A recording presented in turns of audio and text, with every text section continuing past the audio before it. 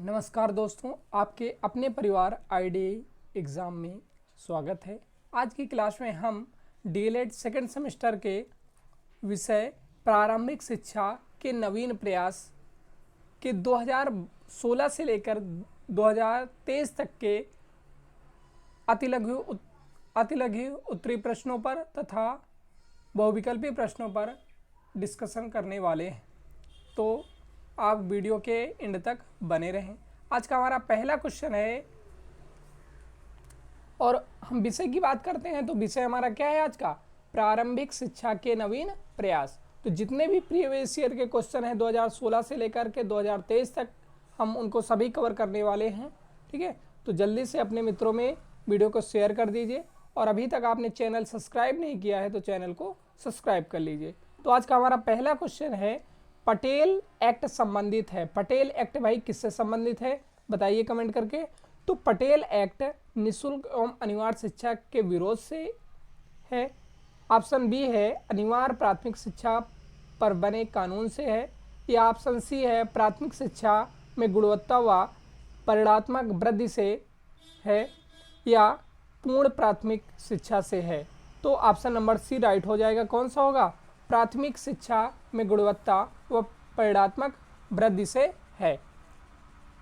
ठीक है, चलते हैं नेक्स्ट क्वेश्चन की तरफ। अगला क्वेश्चन है हमारा, राष्ट्रीय पाठ्यचर्या की रूपरेखा के अनुसार मार्गदर्शन सिद्धांत में निहित है। क्या निहित है? पाठ्यचर्या का संवर्धन, पाठ्य पुस्तक पर केंद्रित करना।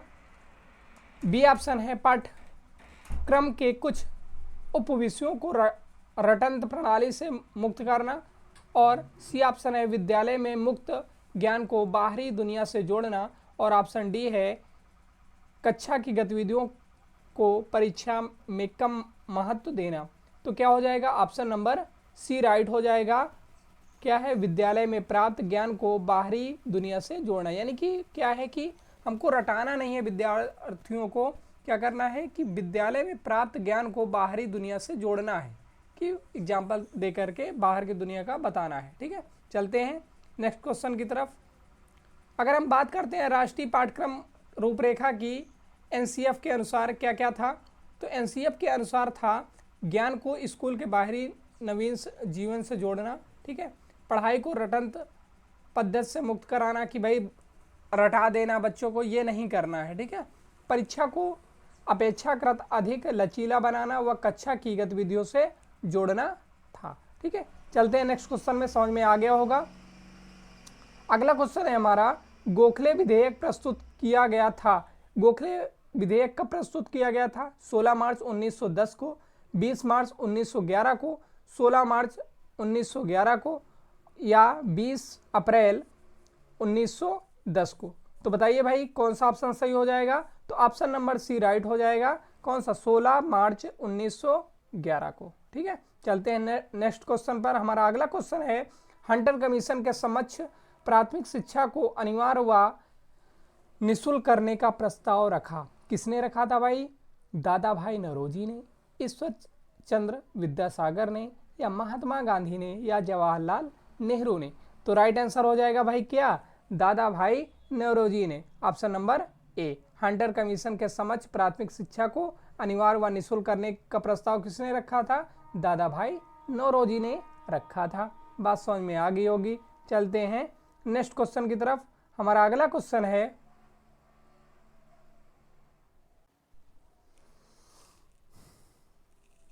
अगला क्वेश्चन क्या था? प्राच्य पायस्त्य विवाद का जन्म हुआ कब हुआ था? हंटर आयोग से हुआ था, या 1813 के आज्ञा पत्र से हुआ था, या मैकाले के वितरण पत्र से हुआ था, या वुड के आदेश पत्र से हुआ था? तो कब हुआ था भाई? 1813 के आज्ञा पत्र से हुआ था। ऑप्शन नंबर बी राइट हो जाएगा। चलते हैं नेक्स्ट क्वेश्चन की तरफ। हमारा अगला क्वेश्चन है, शिक्षा आयोग 1964-1966 के अध्यक्ष थे। कौन थे? डॉक्टर ए लक्ष्मण स्वामी मुदालियन, या श्री एम टी व्यास, या श्री एम एस कोठारी, या डॉक्टर ताराचंद। तो कौन थे शिक्षा आयोग के 1964 से लेके 1966 तक, तो ये थे DS Kothari. Option number C right हो जाएगा। चलते हैं नेक्स्ट क्वेश्चन की तरफ। हमारा अगला क्वेश्चन है, राष्ट्रीय बाल श्रम परियोजना संचालित की गई, कब संचालित की गई? ऑप्शन है हमारे पास 8वीं पंचवर्षीय योजना में, 9वीं पंचवर्षीय योजना में, 10वीं पंचवर्षीय योजना में, 11वीं पंचवर्षीय योजना में। तो राइट आंसर हो जाएगा 9वीं पंचवर्षीय योजना में। बाल श्रम परियोजना संबंधित की गई थी कौन सी? 9वीं पंचवर्षीय योजना में। चलते हैं नेक्स्ट क्वेश्चन की तरफ। हमारा अगला क्वेश्चन है, उत्तर प्रदेश के समस्त जिलों में स्कूल चलो अभियान, स्कूल चलो अभियान कब चालू किया गया था, कब लागू किया गया था? वर्ष 2001 में, या वर्ष 2002 में, या वर्ष 2003 से, या वर्ष 2004 से? तो भाई बताओ क्या हो जाएगा राइट आंसर? स्कूल चलो अभियान कब चालू किया गया था? तो सभी को पता होगा वर्ष 2002 में राइट आंसर हो जाएगा। चलते हैं नेक्स्ट क्वेश्चन की तरफ। हमारा अगला क्वेश्चन कहता है, राष्ट्रीय साक्षरता मिशन की स्थापना के बाद सर्वप्रथम संपूर्ण साक्षरता अभियान की घोषणा की गई, कहाँ की गई थी? केरल राज्य में, मध्य प्रदेश में, ठीक है, राजस्थान में, या उपरोक्त में से कोई नहीं। तो साक्षरता की जब बात आती है तो केरल सबसे आगे आ जाता है, ये तो सभी को पता होगा। तो केरल राज्य में हो जाता है। चलते हैं नेक्स्ट क्वेश्चन की तरफ। हमारा अगला क्वेश्चन है, पूर्व प्राथमिक शिक्षा संबंधित है किससे है? 0 से 8 वर्ष तक के बच्चों के लिए, 3 से 6 वर्ष तक के बच्चों के लिए, 6 से 14 वर्ष के बच्चों के लिए, या 6 से 10 वर्ष के बच्चों के लिए।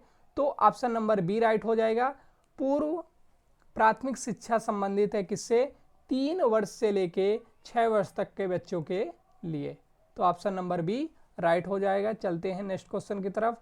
यशपाल समिति का संगठन किया गया, यशपाल समिति का गठन कब किया गया था भाई? 1990 में किया गया था, 1991 में किया गया था, 1992 में किया गया था, या 1993 ईस्वी में किया गया था? तो क्या हो जाएगा राइट आंसर? 1992 में किया गया था। किसका गठन किया गया था? यशपाल समिति का गठन 1992 में किया गया था। ठीक है, चलते हैं नेक्स्ट क्वेश्चन की तरफ। बुनियादी शिक्षा से संबंधित नहीं है, बुनियादी शिक्षा से संबंधित कौन नहीं है? महात्मा गांधी, जाकिर हुसैन, या बीजी खेर, SK सिन्हा। तो बुनियादी शिक्षा से संबंधित कौन नहीं है? B G Kher. Option number C right हो जाएगा। चलते हैं नेक्स्ट क्वेश्चन की तरफ। पोषाहार वितरण योजना का उद्देश्य नहीं है, कौन सा नहीं है? बच्चों का विद्यालय में ठहराव तथा वृद्धि करना, ठीक है, बच्चों को स्वस्थ एवं पुष्टि बनाना, शिक्षा के अपव्यय तथा अवरोधन को कम करना, कुपोषण की समस्या को दूर करना। तो पोषाहार वितरण योजना का उद्देश्य नहीं है, क्या नहीं है उद्देश्य?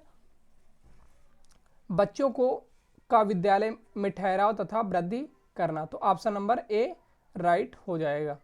ठीक है, चलते हैं नेक्स्ट क्वेश्चन की तरफ। हमारा अगला क्वेश्चन है, शिमला शिक्षा सम्मेलन 1901 का आयोजन किया गया था, कहाँ किया गया था? लॉर्ड ऑकलैंड द्वारा, लॉर्ड रिपन द्वारा, या लॉर्ड कर्जन द्वारा, या लॉर्ड विलियम बेटिंग द्वारा? तो किसके द्वारा किया गया था? लॉर्ड कर्जन द्वारा। ऑप्शन नंबर सी राइट हो जाएगा। चलते हैं नेक्स्ट क्वेश्चन की तरफ। तो शिक्षा को समवर्ती सूची में स्थान दिया गया, 1970 में दिया गया, या 1975 में, या 1976 में, या 1980 में? शिक्षा को समवर्ती सूची में स्थान दिया गया कब? 1976 में दिया गया था। ऑप्शन नंबर सी राइट हो जाएगा। ठीक है, चलते हैं नेक्स्ट क्वेश्चन की तरफ।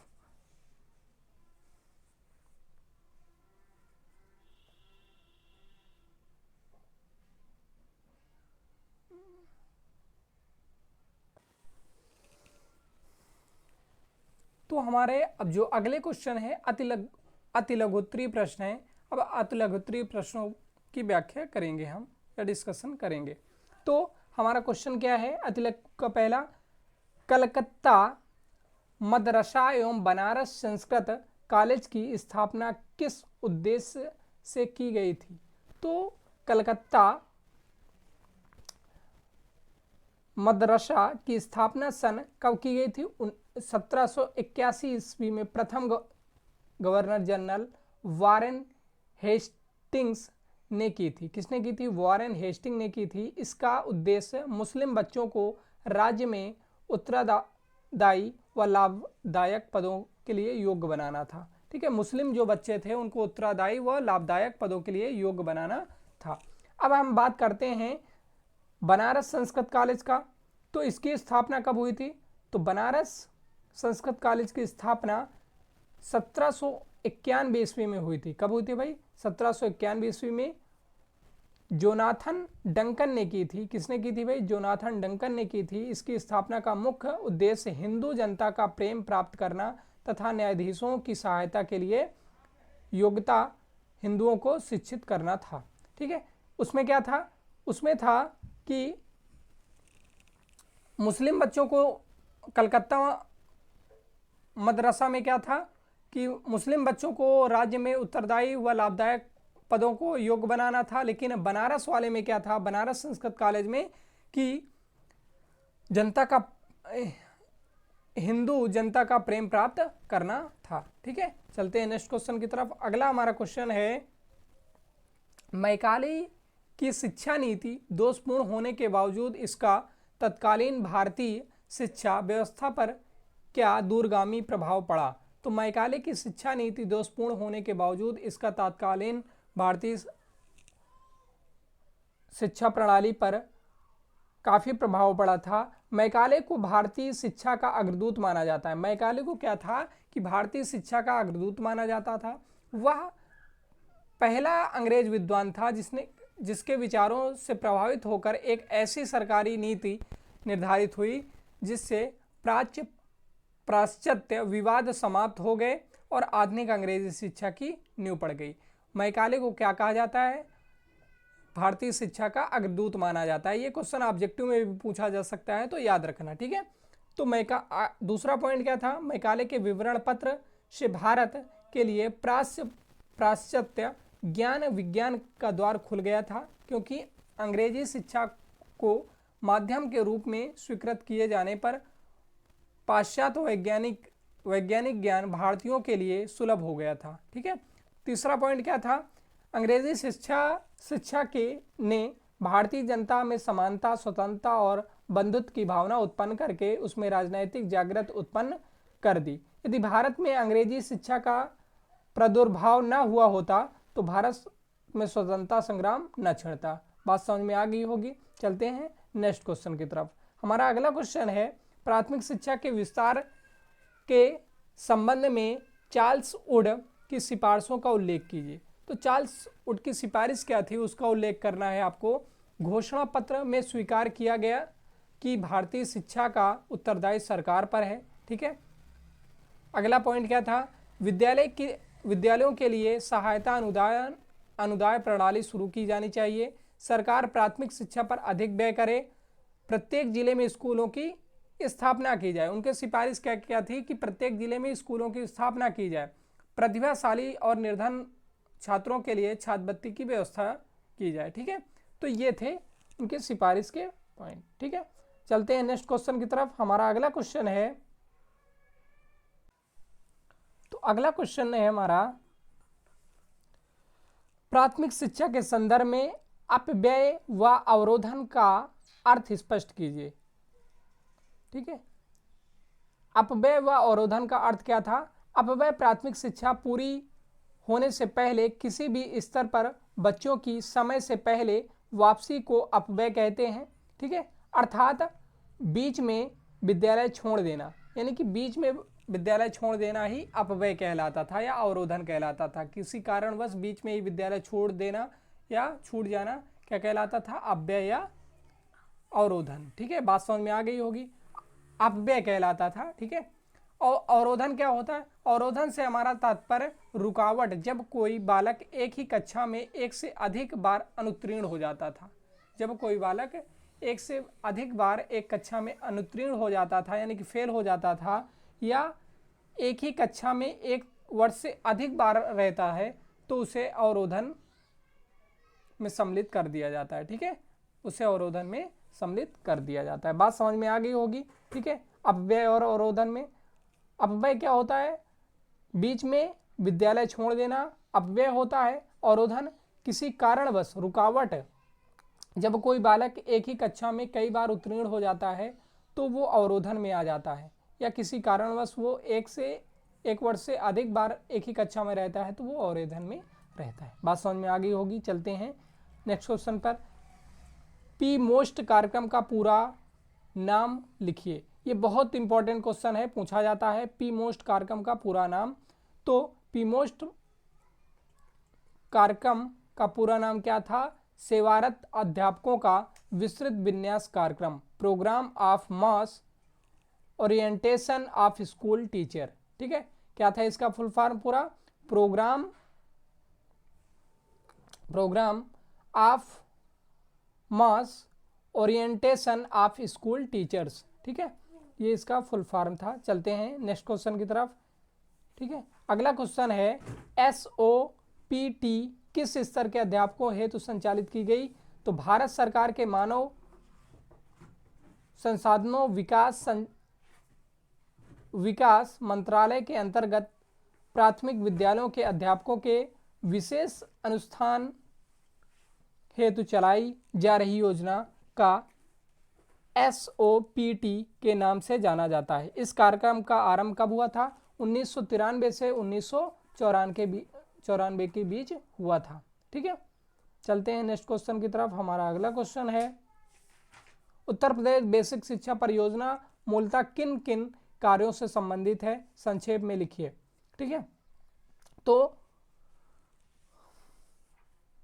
शिक्षण प्रशिक्षण कार्यक्रम तथा पाठ्य पुस्तक सामग्री का निर्माण, मूल्यांकन, तकनीकी तथा दक्षता का विकास करना, प्रस्तावित करना, ठीक है। बालिका शिक्षा की उचित व्यवस्था करना, ठीक है। प्रत्येक जिले में एक जिला शिक्षा एवं प्रशिक्षण संस्थान, जिसे आज हम DLED की स्थापना करना है। नवाचार कार्यक्रम का संचालन करना, ठीक है। ये सब थे। विद्यालयों मुखी कार्यक्रम से आप क्या समझते हैं, तो विद्यालयों मुखी कार्यक्रम से हमारा तात्पर्य विद्यालय की ओर उन्मुख करने वाला कार्यक्रम, अर्थात वह कार्यक्रम जिसके द्वारा बच्चे विद्यालय की ओर आकर्षित हों। विद्यालय मुखी कार्यक्रम का मतलब क्या होता है कि वो कार्यक्रम जिसके द्वारा बच्चे विद्यालय की ओर आकर्षित हों, वो क्या कहलाता है, विद्यालयोमुखी कार्यक्रम कहलाता है। चलते हैं नेक्स्ट क्वेश्चन की तरफ। हमारा अगला क्वेश्चन है पूर्व प्राथमिक शिक्षा परियोजना के अंतर्गत शिशुओं के सर्वांगीण विकास हेतु कौन कौन से क्रियाकलापों का आयोजन किया जाता है। किसका किसका किया जाता है, रोचक मनोरंजन, कहानी, गीत तथा उद्देश्यपूर्ण खेल क्रियाओं के माध्यम से बच्चों में अच्छी आदतों एवं नैतिक मूल्यों का विकास किया जाता है। भाई कैसे कर सकते हैं, भाई रोचक कहानी सुना करके, मनोरंजन कहानी सुना करके, गीत और उद्देश्यपूर्ण खेल क्रियाएं करके बच्चों में अच्छी आदतें और नैतिकता का विकास किया जा सकता है। पूर्व प्राथमिक शिक्षा द्वारा बच्चों को विकासोन्मुख और समृद्ध वातावरण दे सकते हैं, ठीक है। बात समझ में आ गई होगी, ठीक है। चलते हैं नेक्स्ट क्वेश्चन की तरफ। तो अगला क्वेश्चन है हमारा, सर्व शिक्षा अभियान के सफल क्रियान्वयन हेतु सरकार द्वारा कौन कौन सी योजना चलाई जा रही हैं। सर्व शिक्षा अभियान सभी को पता है, तो सन 2003 तक प्राथमिक विद्यालयों, शिक्षा गारंटी केंद्रों, वैकल्पिक और विद्यालयों में सभी बच्चों का प्रवेश कराना, ठीक है। सन 2007 तक सभी बच्चे कक्षा 5 तक की प्राथमिक शिक्षा पूरी कर लें, ठीक है। सन 2008 तक सभी बच्चे कक्षा 8 तक की शिक्षा पूर्ण कर लें। और चौथा पॉइंट था जीवन के लिए शिक्षा पर बल देते हुए गुणात्मक प्रारंभिक शिक्षा पर ध्यान केंद्रित करना। और सन 2010 तक विद्यालयों में शिक्षार्थियों की सार्वभौमी नियमित उपस्थिति सुनिश्चित करना। बात समझ में आ गई होगी। चलते हैं नेक्स्ट क्वेश्चन की तरफ, ठीक है। कस्तूरबा गांधी आवासीय बालिका विद्यालयों की मॉनिटरिंग का क्या प्रावधान है? तो विद्यालय की नियमित मॉनिटरिंग जनपद स्तर पर डीएलएड प्राचार्य की अध्यक्षता से गठित जिला शिक्षा समिति द्वारा की जाती है। ठीक है, इसके क्या है, पिछड़े बालकों से संबंधित विभिन्न समस्याओं पर परामर्श तथा फर्स्ट जनरेशन लर्नर के उपचारात्मक शिक्षण व्यवस्था पर एवं मार्गदर्शन प्रदान करना, शारीरिक एवं मानसिक रूप से दिव्यांग बच्चों की शिक्षण व्यवस्था हेतु मार्गदर्शन था। ठीक है, अगला क्या है, भारत में निःशुल्क तथा अनिवार्य शिक्षा की उन्नति के मार्ग में मुख्य कठिनाई क्या है? भारत में निःशुल्क तथा अनिवार्य शिक्षा की उन्नति के मार्ग में मुख्य कठिनाई राजनीतिक कठिनाइयाँ हैं। किसकी कौन कौन सी कठिनाइयाँ हैं? राजनीतिक कठिनाइयाँ हैं, शासन की कमजोर नीति है, प्राइमरी स्कूलों में प्रबंधन तंत्र में एक रूपीय नीति का अभाव है। ठीक है, शिक्षकों का अभाव है, ग्रामीण क्षेत्रों में विकास की विभिन्नता है। ठीक है, अव्यय में अवरोधन है, शिक्षण का निम्न स्तर है और दोषपूर्ण पाठ्यक्रम है। आते हैं नेक्स्ट क्वेश्चन की तरफ। जिला प्राथमिक शिक्षा कार्यक्रम की रणनीतियों के विषय में संक्षेप में लिखिए। विद्यालय की प्रभावकारिता बढ़ाने पर बल दिया जाता है। ठीक है, बालिका शिक्षा को विशेष महत्व, वैकल्पिक शिक्षा का सुदृष्टीकरण, अध्यापक अध्यक्षता में वृद्धि, सामुदायिक सहायता एवं समानता पर बल दिया जाता था। ठीक है, तो अगला क्वेश्चन है हमारा, संपूर्ण साक्षरता अभियान की किन्हीं दो विशेषताओं का उल्लेख कीजिए। तो संपूर्ण साक्षरता अभियान को संचालित करने के लिए जिला स्तर पर पंजीकृत समितियों को अनुमति प्रदान की गई, और दूसरा है संपूर्ण साक्षरता अभियान की सफलतापूर्णता जनता की अभिप्रेरणा एवं सामुदायिक सहयोग पर आधारित है। ठीक है, चलते हैं नेक्स्ट क्वेश्चन की तरफ, और हमारा अगला क्वेश्चन है, शिक्षा का अधिकार अधिनियम 2009 में प्रारंभिक शिक्षा से क्या आशय है? तो शिक्षा का अधिकार अधिनियम 2009 में प्रारंभिक शिक्षा से तात्पर्य है कि प्राथमिक विद्यालयों के लिए बुनियादी मानकों को स्थापित करना और शिक्षा को 6 से 14 वर्ष के बीच के सभी बच्चों को मौलिक अधिकार घोषित करता है। यह अनिवार्य करता है कि सभी निजी स्कूलों में 25% सीटें छात्रों के लिए अलग रखी जाएं। इस प्रकार के अधिकार को व्यवहारिक रूप से देने के लिए संसद ने निःशुल्क एवं अनिवार्य शिक्षा अधिनियम 2009 पारित किया, जो 1 अप्रैल 2010 से लागू हुआ। कब लागू हुआ था? 1 अप्रैल 2010 से लागू हुआ था। ठीक है, चलते हैं नेक्स्ट क्वेश्चन की तरफ। तो जैसे कि हमने 2016 के क्वेश्चनों को सॉल्व कर लिया, ऑब्जेक्टिव और अति लघु उत्तरीय प्रश्नों को, अब हम सॉल्व करने वाले हैं 2017 के मॉडल पेपर को। तो 2017 का मॉडल पेपर में ऑब्जेक्टिव क्वेश्चन और अति लघु उत्तरीय इसमें भी हम कवर करेंगे। तो जो हमारा पहला क्वेश्चन है वो हमारा पहला क्वेश्चन है कि राष्ट्रीय साक्षरता मिशन की स्थापना हुई थी 1950 में हुई थी, 1998 में हुई, 88 में हुई थी, या 1948 में हुई थी, या 2000 में हुई थी? तो राष्ट्रीय साक्षरता मिशन की स्थापना 1988 में हुई थी। कब हुई थी भाई? 1988 में हुई थी। तो ऑप्शन नंबर बी राइट हो जाएगा।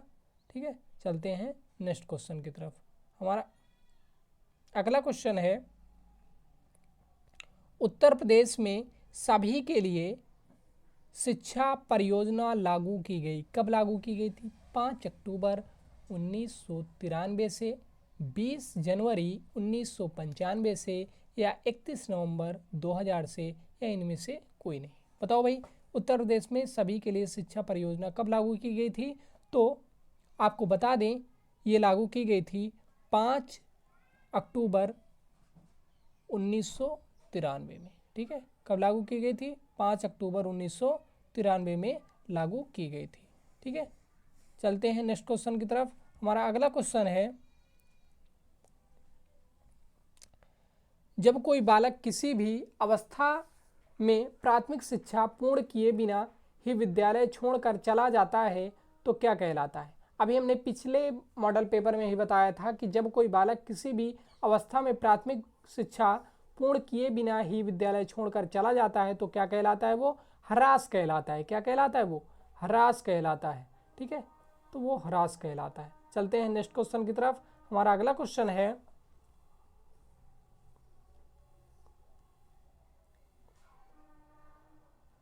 हमारा अगला क्वेश्चन है 1960 और 1961 में जनजातियों की शिक्षा संबंधी समस्याओं के समाधान हेतु गठित कमेटी के अध्यक्ष थे। कौन थे? राममूर्ति थे, राधाकृष्णन थे, DS कोठारी थे, श्री UN टेवर थे। तो कौन थे? श्री N टेवर थे। कौन थे? श्री N टेवर थे। अगला क्वेश्चन है हमारा, निस्पंदन सिद्धांत किसने दिया था? हंटर ने, मैकाले ने, वुड ने या फ्रांसीसी ने? तो किसने दिया था? मैकाले ने दिया था। किसने दिया था? मैकाले ने दिया था। ठीक है, राइट हो जाएगा। चलते हैं नेक्स्ट क्वेश्चन की तरफ। अगला क्वेश्चन है, मैकाले ने अपना प्रतिवेदन प्रस्तुत किया था। कब प्रस्तुत किया था? तो राइट आंसर हो जाएगा इसका 1935 में। कब किया था? 1935 में किया था। ठीक है, चलते हैं नेक्स्ट क्वेश्चन की तरफ। वैदिक शिक्षा का प्रमुख संस्कार था, क्या था? उपनयन संस्कार था। वैदिक शिक्षा का क्या था? उपनयन संस्कार था। Right answer number A right हो जाएगा। चलते हैं नेक्स्ट क्वेश्चन की तरफ। तो हमारा अगला क्वेश्चन है, प्रारंभिक शिक्षा प्रारंभ होती है। प्रारंभिक शिक्षा प्रारंभ होती है, ऑप्शन है हमारे पास, शैशवावस्था में, बाल्यावस्था से, या किशोरावस्था से, या युवावस्था से। तो राइट आंसर हो जाएगा हमारा कौन सा? किशोरावस्था से। राइट आंसर क्या हो जाएगा? किशोरावस्था से। चलते हैं नेक्स्ट क्वेश्चन की तरफ। हमारा अगला क्वेश्चन है, शिक्षा स्वस्थ शरीर में स्वस्थ मस्तिष्क का निर्माण करती है, यह कथन किसका था? स्वामी विवेकानंद का था, स्वामी दयानंद का था, या अरस्तु का था, या राजा मोहन राय का था? तो शिक्षा स्वस्थ शरीर में स्वस्थ मस्तिष्क का निर्माण करती है, ये किसका कथन था? अरस्तु का था। ऑप्शन नंबर सी राइट हो जाएगा। चलते हैं नेक्स्ट क्वेश्चन की तरफ। हमारा अगला क्वेश्चन है, शिक्षा का प्रमुख उद्देश्य है शारीरिक विकास करना, या मानसिक विकास करना, या सर्वांगीण विकास करना, या संवैगिक विकास करना? तो शिक्षा का प्रमुख उद्देश्य क्या है भाई? सर्वांगीण विकास करना। ऑप्शन नंबर सी राइट हो जाएगा। चलते हैं नेक्स्ट क्वेश्चन की तरफ। हमारा अगला क्वेश्चन है, बालक का मस्तिष्क कोरी स्लेट की तरह है, यह कथन है किसका था? रूसो का, एडम्स का, या नन का, या अरस्तु का? तो राइट आंसर हो जाएगा, बालक का मस्तिष्क कोरी स्लेट की तरह है, ये किसका है? नन का था। किसका था भाई? नन का। राइट आंसर सी हो जाएगा। चलते हैं नेक्स्ट क्वेश्चन की तरफ। हमारा अगला क्वेश्चन है,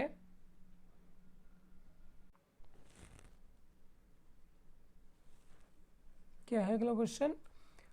मदरसों में शिक्षा का माध्यम था। मदरसों में शिक्षा का माध्यम क्या था भाई? अरबी था, उर्दू था, फारसी था, या संस्कृत था? तो राइट आंसर हो जाएगा, मदरसों में शिक्षा का माध्यम अरबी था।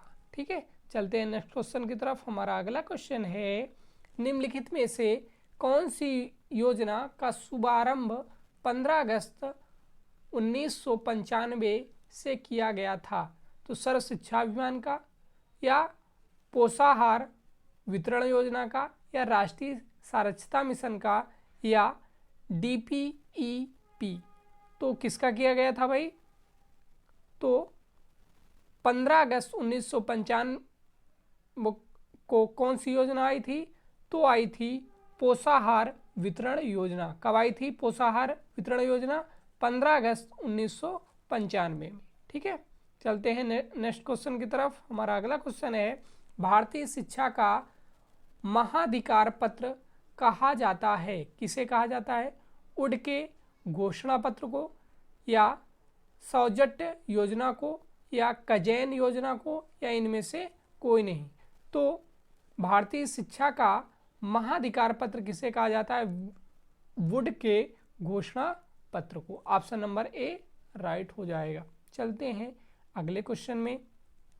हमारा अगला क्वेश्चन है, कोठारी आयोग ने बालिका शिक्षा संबंधी सुझाव दिया था लोकमत निर्माण के लिए, अंशकालीन रोजगार की व्यवस्था के लिए, या मुक्त पाठ्य सामग्री की व्यवस्था के लिए, ये उपयुक्त में से सभी का।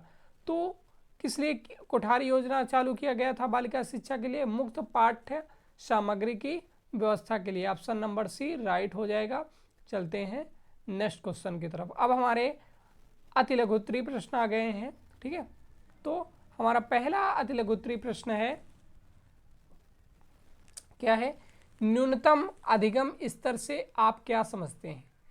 तो न्यूनतम अधिगम स्तर से आप क्या समझते हैं? तो न्यूनतम अधिगम स्तर एक शिक्षण अधिगम दृष्टिकोण है। जो न्यूनतम अधिगम स्तर एक शिक्षण अधिगम दृष्टिकोण है, जो कि सभी छात्र, यदि उन्हें उचित अवसर और सहायता प्रदान की जाए, तो वे एक निश्चित न्यूनतम स्तर तक सभी विषयों में सफल हो। यानी कि उनको अगर उचित अवसर दिया जाए तो वो क्या करेंगे? एक निश्चित न्यूनतम स्तर तक सभी विषयों में सफल हो सकते हैं। ठीक है, चलते हैं नेक्स्ट क्वेश्चन की तरफ। हमारा अगला क्वेश्चन है, महिला समाख्या कार्यक्रम क्या है? महिला समाख्या कार्यक्रम क्या है? तो NEP 1986 के उद्देश्यों के अनुरूप लक्ष्य हासिल करने की एक ठोस कार्यक्रम के रूप में महिला समाख्या योजना शुरुआत की गई थी। ये कौन सी योजना थी और ये कब आई थी? तो NEP 1986 के उद्देश्यों के अनुरूप लक्ष्य हासिल करने के लिए, क्या करने के लिए आई थी ये योजना? लक्ष्य हासिल करने के लिए एक ठोस कार्यक्रम के रूप में महिला समाख्या योजना शुरुआत की गई थी।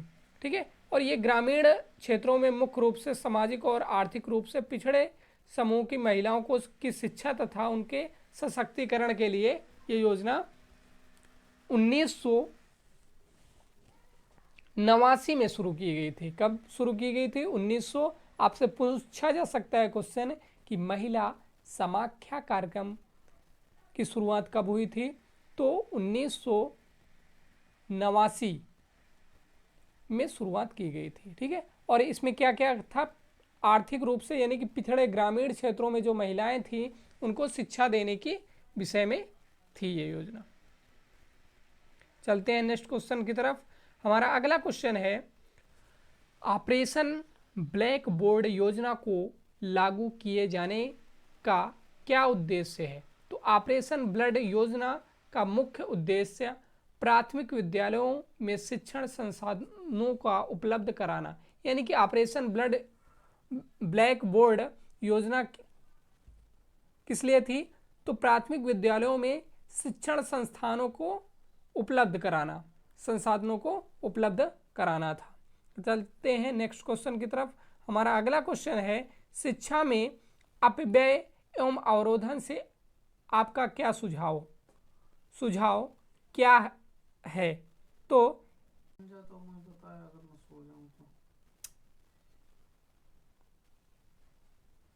तो इसमें प्राथमिक स्तर पर बालकों को उनकी आयु स्तर के आधार पर ही प्रवेश दिया जाए।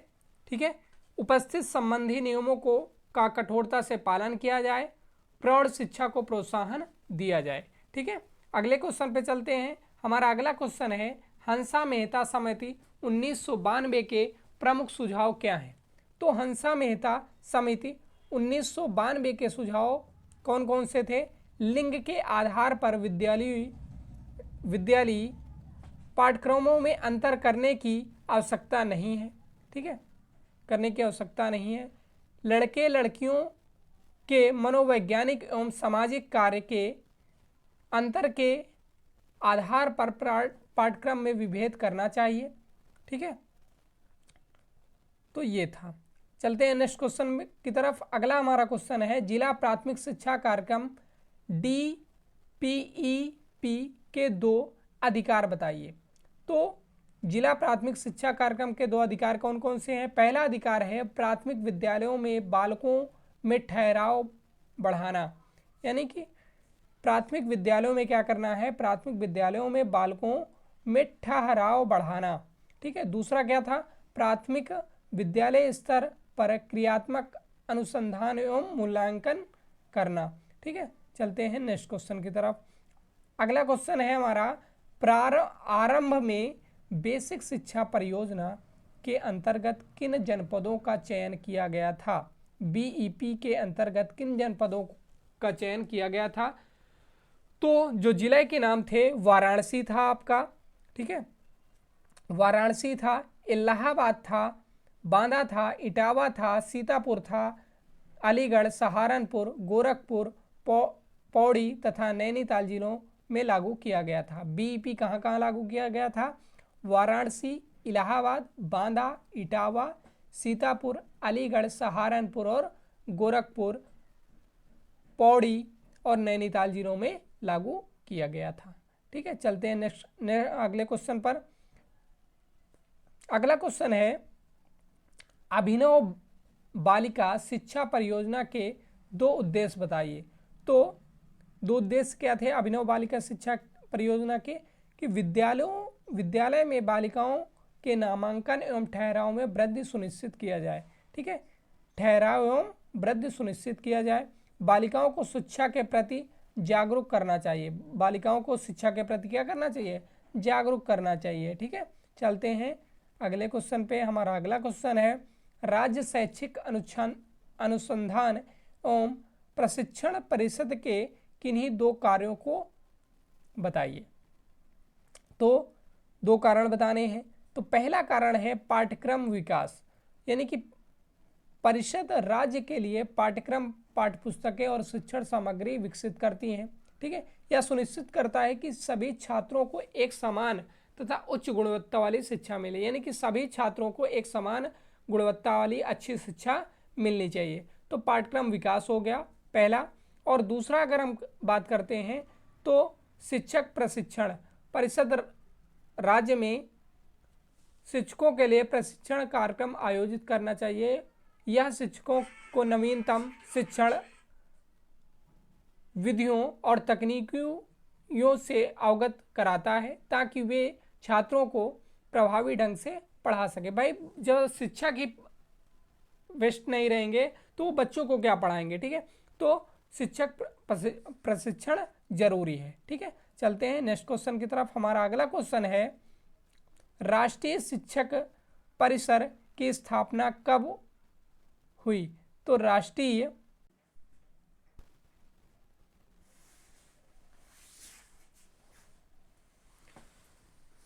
शिक्षक परिषद अधिनियम 1 जुलाई 1995 से लागू हुआ और 17 अगस्त 1995 को नई दिल्ली में अपने प्रधान कार्यालय के साथ अस्तित्व में आई। यानी कि NCTE के वर्तमान अगर अध्यक्ष पूछ लिया जाता है तो मोहम्मद अख्तर सिद्दीकी जी हैं। ठीक है, चलते हैं नेक्स्ट क्वेश्चन की तरफ। ब्रिज कोर्स से आप क्या समझते हैं? तो विद्यार्थियों को अभ्यास के अधिकतम अवसर उपलब्ध कराना। विद्यार्थियों को अभ्यास के अधिकतम अवसर उपलब्ध कराना, कोविड के कारण उत्पन्न हुए अधिगम अंतराल को कम करना, अधिगम संकेतों के अनुसार अवशोषणों की समझ हेतु कार्य करना, नियमित अंतराल पर आकलन करते हुए शैक्षिक प्रगति का आकलन करना, ब्रिज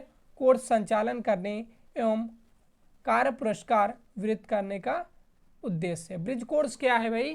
कि अधिकतम अवसर उपलब्ध कराना, बच्चों को अधिकतम अवसर उपलब्ध कराना ही ब्रिज कोर्स है, सिंपल भाषा में लिख सकते हो। ठीक है, अगला क्वेश्चन है, स्कूल रेडीनेस कार्यक्रम की विशेषता बताइए। तो स्कूल रेडीमेड कार्यक्रम की विशेषता क्या है कि स्कूल रेडीनेस कार्यक्रम उन लोगों के लिए बनाया गया है जो कक्षा 1 से सीधे प्रवेश करते हैं, जो कक्षा 1 से सीधे प्रवेश करते हैं। कक्षा 1 के पहले पूर्व प्राथमिक का उन्हें किसी प्रकार का अनुभव, यानी कि भाई जो बच्चे को सीधे 1 से हम प्रवेश कराते हैं और उनको पूर्व शिक्षा का ज्ञान नहीं होता है, का अनुभव नहीं होता है, तो बालकों को प्रारंभिक 6 सप्ताह से 2 माह तक की अवधि तक बालकों को पूर्व प्राथमिक शिक्षा के अनुभव प्रदान किए जाते हैं। ठीक है, तो उनको पहले प्रारंभिक शिक्षा सिखाई जाती है कितने दिनों तक, 6 सप्ताह से 2 माह तक के। ठीक है, 6 सप्ताह से 2 माह तक के लिए, यही क्या कहलाता है, स्कूल रेडीमेड कार्यक्रम कहलाता है। ठीक है, चलते हैं नेक्स्ट क्वेश्चन की तरफ। हमारा अगला क्वेश्चन है मैकाले के निष्पंदन सिद्धांत से आप क्या समझते हैं। तो मैकाले के अनुसार क्या था कि शिक्षा की व्यवस्था केवल उच्च वर्ग के व्यक्तियों के लिए की जाए, जहां से वह स्वतः ही धीरे धीरे क्षण कर निम्न वर्ग तक पहुंच जाएगी। इन्होंने क्या बताया था कि शिक्षा की व्यवस्था केवल उच्च वर्ग के व्यक्तियों के लिए की जाए और जहां से वो स्वतः ही धीरे धीरे क्षण करके निम्न वर्ग तक पहुंच जाएगी। क्षणाई से तात्पर्य किसी द्रव का क्षण कर नीचे जाने से है। शिक्षा के क्षेत्र में निष्पंदन से तात्पर्य समाज के उच्च वर्ग की को दी गई शिक्षा का कालांतर से निम्न वर्ग तक पहुंचने से, यानी कि अगर हम उच्च लोगों को शिक्षा दे देंगे, इनका कहना मैकाले का था कि अगर हम उच्च लोगों को शिक्षा दे देंगे तो वो धीरे धीरे निम्न वर्ग तक वो शिक्षा पहुंच जाएगी। ठीक है, चलते हैं नेक्स्ट क्वेश्चन की तरफ। हमारा अगला क्वेश्चन है प्राथमिक शिक्षा के संबंध में वुड डिस्पैच की प्रमुख संस्तुतियाँ क्या हैं। ठीक है, तो वुड डिस्पैच की घोषणा पत्र द्वारा प्रथम बार यह अनुभव किया कि भारतीयों की शिक्षा का दायित्व सरकार पर है, यानी कि भारतीयों की शिक्षा का दायित्व सरकार पर है। अगला पॉइंट था जन शिक्षा के प्रसार पर बल दिया गया और शिक्षा से छनाई के सिद्धांत को स्वीकार कर लिया। ठीक है, चलते हैं नेक्स्ट क्वेश्चन की तरफ। ठीक है, अगला क्वेश्चन है हमारा जिला शिक्षा एवं प्रशिक्षण संस्थान किस शिक्षा आयोग की प्रस्तुति पर हुई। तो जिला शिक्षा एवं प्रशिक्षण संस्थान जिसकी स्थापना राष्ट्रीय शिक्षा नीति 1986 की प्रस्तुति पर हुई और राष्ट्रीय शिक्षा नीति 1986 के द्वारा निर्धारित रणनीति के अंतर्गत अक्टूबर 1987 में प्रत्येक जिला स्तर पर जिला प्रशिक्षण संस्थानों की स्थापना का कार्य शुरू हुआ। कब हुआ था हर जिले में, तो 1987 में हुआ था। ठीक है, बात समझ में आ गई होगी। चलते हैं नेक्स्ट क्वेश्चन की तरफ।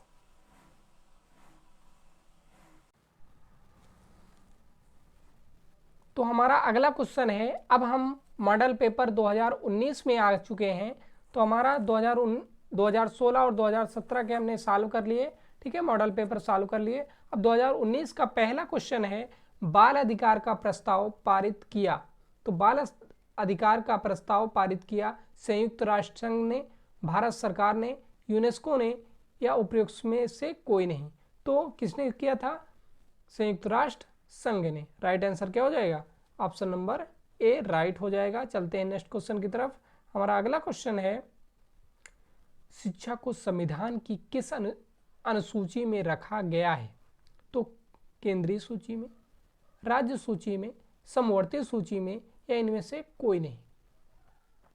तो शिक्षा को संविधान की किस अनुसूची में रखा गया है, तो समवर्ती सूची में रखा गया है। ऑप्शन नंबर सी राइट हो जाएगा। चलते हैं अगले क्वेश्चन पर। हमारा अगला क्वेश्चन है भारत में आधुनिक शिक्षा का जन्मदाता किसे माना जाता है। मोस्ट इंपॉर्टेंट क्वेश्चन है, भारत में आधुनिक शिक्षा का जन्मदाता किसे माना जाता है। तो चार्ल्स ग्रैंड को माना जाता है, या क्लाइव को माना जाता है, या बेटिंग को माना जाता है, या कार्ल वालिस को माना जाता है। तो बताइए भाई, भारत में आधुनिक शिक्षा का जन्मदाता चार्ल्स ग्रैंड को माना जाता है। ठीक है, चलते हैं नेक्स्ट क्वेश्चन की तरफ। हमारा अगला क्वेश्चन है निःशुल्क और अनिवार्य शिक्षा का अधिकार अधिनियम 2009 किस अनुच्छेद के द्वारा बनाया गया था? अनुच्छेद 21 के द्वारा, अनुच्छेद अनुच्छेद अनुच्छेद अनुच्छेद 21 का के द्वारा, या 27 के द्वारा, या अनुच्छेद गा के द्वारा, या अनुच्छेद का के द्वारा, 23 के का के द्वारा। तो ये किसके द्वारा बनाया गया था? निःशुल्क और अनिवार्य शिक्षा का अधिकार 21 का क्या 21 का क्या हो जाएगा आंसर? राइट, 21 का राइट हो जाएगा। चलते हैं नेक्स्ट क्वेश्चन की तरफ। हमारा अगला क्वेश्चन है,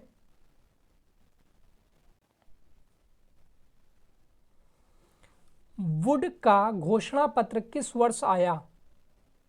1857 में आया, 1889 में आया, या 1854 में आया, या 1851 में आया? तो वुड का घोषणा पत्र 1854 में आया था। कब आया था? 1854 में आया था। चलते हैं नेक्स्ट क्वेश्चन की तरफ। अगला क्वेश्चन है हमारा, देश के प्रत्येक जनपद में डाइट की स्थापना की संतुष्टि किस राष्ट्रीय शिक्षा नीति के तहत की गई थी? 1986 में की गई थी, 1978 में की गई थी, या 1981 में की गई थी, या 1991 में की गई थी? तो डाइट की स्थापना प्रत्येक जनपद में कब की गई थी भाई? तो 1986 में की गई थी। कब की गई थी? 1986। आंसर नंबर ए राइट हो जाएगा। ठीक है। अगला है, निस्पंदन या छनाई सिद्धांत के प्रतिपादक थे, कौन थे? तो ये सभी को पता होगा, कौन थे भाई? बैटिक थे, या आकलैंड थे, या मैकाले थे, या स्मिथ थे? तो कौन थे? मैकाले थे। छनाई सिद्धांत के प्रतिपादक कौन थे? मैकाले थे। चलते हैं अगले क्वेश्चन की तरफ। सभी को शिक्षा उपलब्ध कराने से संबंधित है ऑपरेशन ब्लैक बोर्ड, या नवोदय विद्यालय, या जिला शिक्षा एवं प्रशिक्षण परिषद, उपयुक्त सभी? तो ये सभी से भाई है, तो उपयुक्त सभी। आंसर नंबर डी राइट हो जाएगा। चलते हैं नेक्स्ट क्वेश्चन की तरफ। हमारा अगला क्वेश्चन है,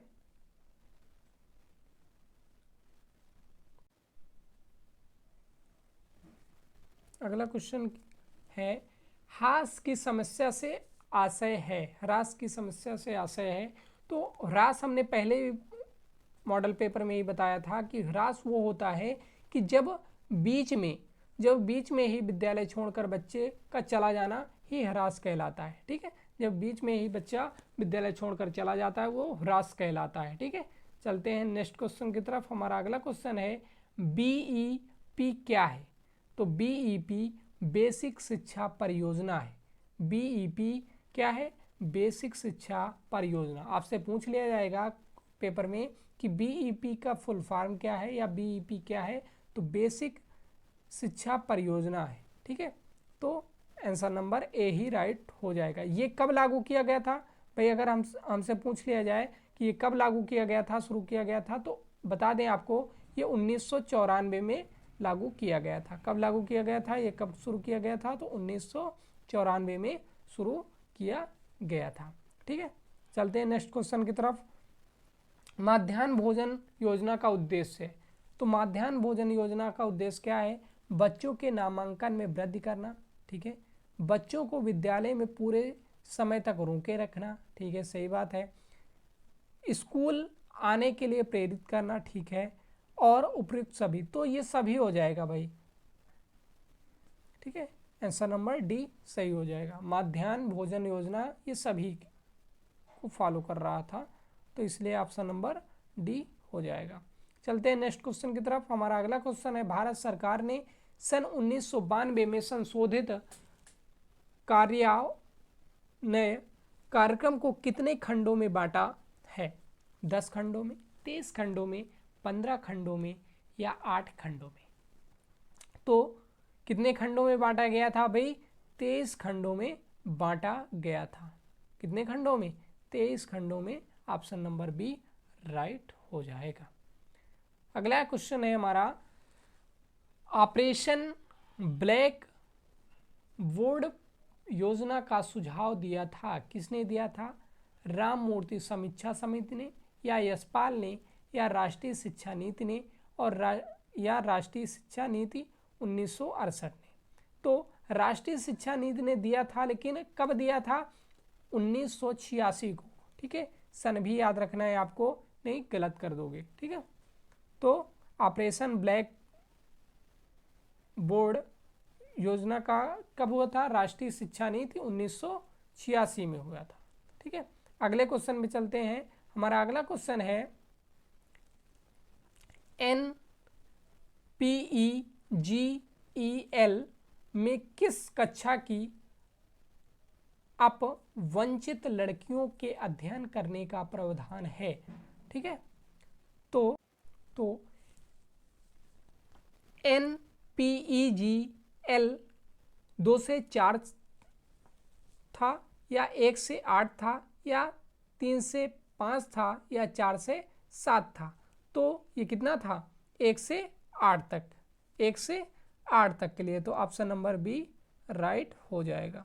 चलते हैं नेक्स्ट क्वेश्चन की तरफ। हमारा अगला क्वेश्चन है जनशाला कार्यक्रम के अंतर्गत कौन सी संस्थाएं वित्तीय सहायता प्राप्त कर रही हैं?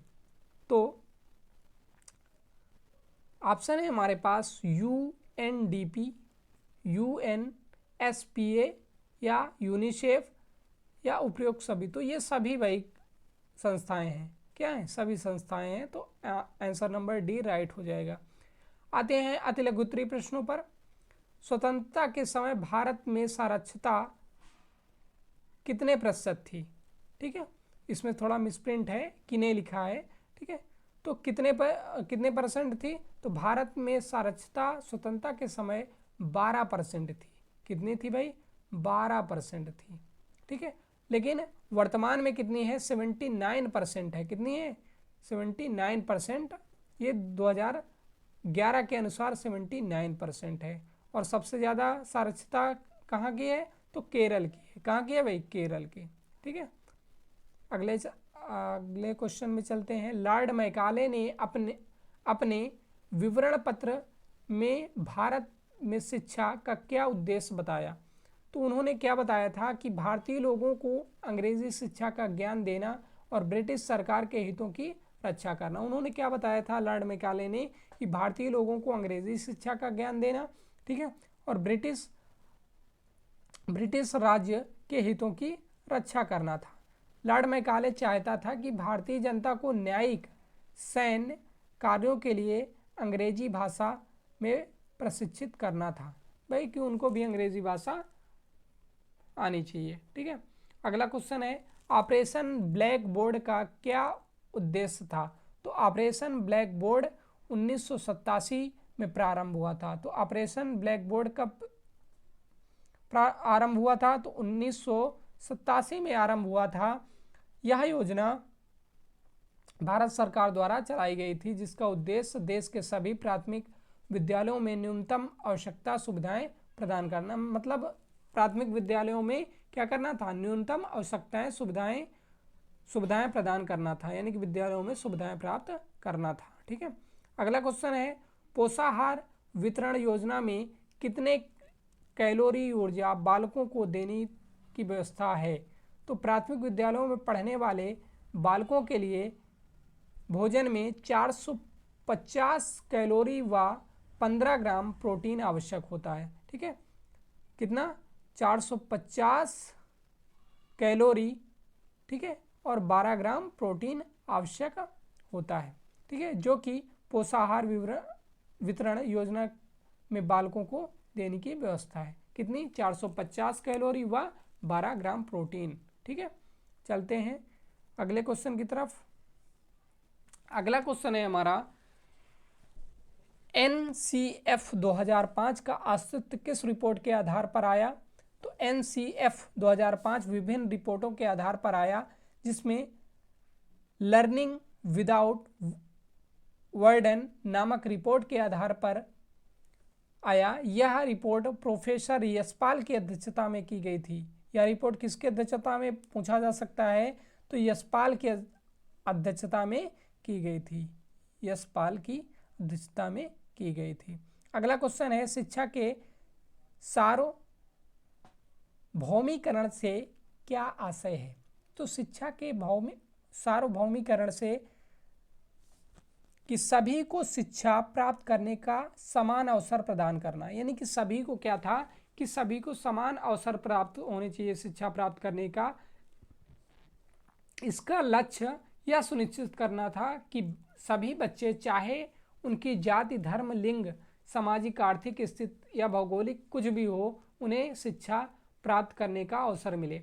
यानी कि शिक्षा के सार्वभौमिकरण का ये उद्देश्य था कि सभी को समान अधिकार मिलना चाहिए, चाहे उसकी जाति अलग हो, धर्म अलग हो, लिंग अलग हो, चाहे वो समाज में आर्थिक रूप से कमज़ोर हों या भौगोलिक स्थिति उनकी नहीं कुछ भी हो, तो उनको समान अधिकार शिक्षा में मिलना चाहिए। ठीक है, चलते हैं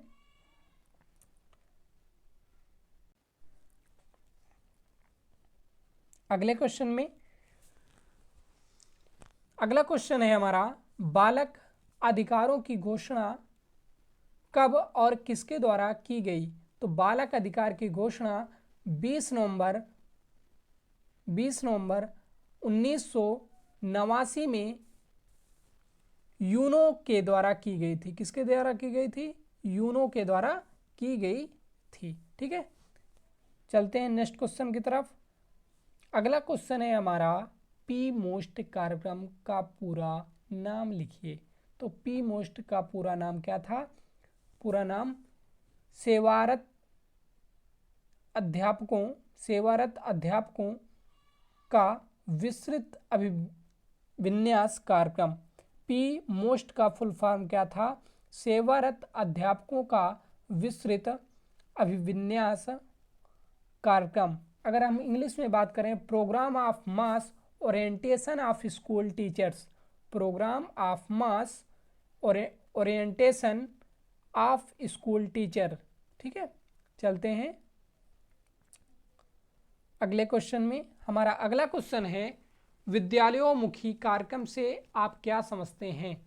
तो विद्यालयमुखी कार्यक्रम बच्चों को स्कूल में जाने के लिए प्रेरित करने के लिए डिज़ाइन किए गए हैं। यानी कि बच्चों को प्रेरित किया जाए स्कूल जाने के लिए, एक डिज़ाइन किए गए इन कार्यक्रमों में विभिन्न गतिविधियां शामिल हैं जो बच्चों को स्कूल के लिए तैयार करती हैं और उन्हें स्कूल में सफल होने में मदद करती हैं। यानी कि एक बच्चों को स्कूल जाएं उनके लिए प्रेरित करने के लिए एक योजना है, विद्यालयोमुखी कार्यक्रम है। ठीक है, तो चलते हैं नेक्स्ट क्वेश्चन में। हमारा अगला क्वेश्चन है, संपूर्ण सारस्वता अभियान का प्रेरक वाक्य है।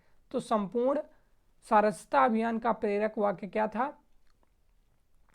कि शिक्षा से कभी भी दूर मत रहना, शिक्षा से कभी भी दूर मत रहना, क्योंकि तुम मानो यह कहना, जहाँ साक्षरता होगी उस राष्ट्र की प्रगति होगी।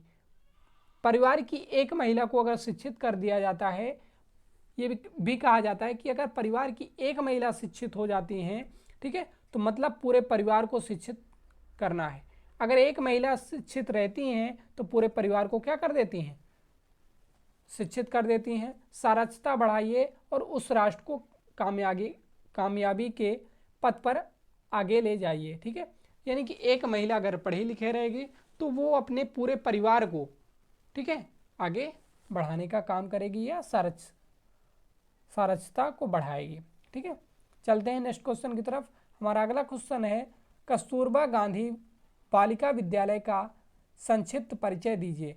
तो भारत सरकार द्वारा 2004 में अनुसूचित जाति अनुसूचित जाति, जनजाति व पिछड़े वर्ग की बालिकाओं के लिए सुदूर ग्रामीण क्षेत्रों में आवासीय उच्च प्राथमिक विद्यालयों की स्थापना के लिए कस्तूरबा गांधी बालिका योजना का शुभारंभ किया गया था। ठीक है, जो पिछड़े जनजाति के लोग हैं, महिलाएं और जो सुदूर ग्रामीण क्षेत्रों में आवासीय कर रहे हैं, उनके लिए ये योजना लागू की गई थी, कस्तूरबा गांधी बालिका विद्यालय।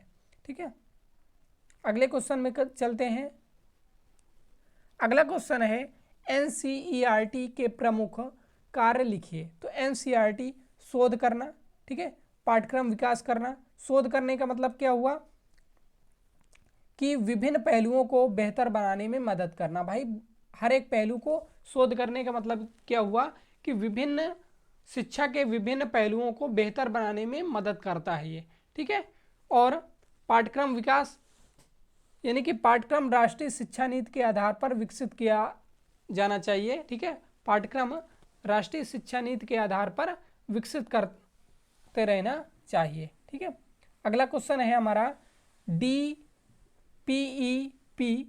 का आरंभ किस योजना के आधार पर किया गया? तो DEP का प्रारंभ नई शिक्षा नीति 1986 और 1992 के आधार पर किया गया था, ठीक है। किसके आधार पर किया गया था? नई शिक्षा नीति 1986 और 1992 के आधार पर किया गया था। यह नीति प्राथमिक शिक्षा को सार्वभौमिक, अनिवार्य, गुणवत्तापूर्ण और सुलभ बनाने के उद्देश्य से बनाई गई थी, ठीक है। चलते हैं अगले क्वेश्चन में। हमारा अगला क्वेश्चन है, राष्ट्रीय पाठ्यचर्या सूची 2005 में शिक्षक के क्या दृष्टिकोण है? तो राष्ट्रीय पाठ्यचर्या सूची 2005 में शिक्षक का दृष्टिकोण बच्चों के सीखने में एक सहायक हो, जिससे बच्चों की ज्ञान और सृजनात्मक शक्ति का विकास हो। यानी कि राष्ट्रीय पाठ्यचर्या सूची 2005 में शिक्षक का दृष्टिकोण क्या था कि बच्चों के सीखने में एक सहायक हो, यानी कि बच्चों को सिखाने में एक सहायक हो, जिसमें बच्चों की ज्ञान और सृजनात्मक शक्ति का विकास हो, ठीक है।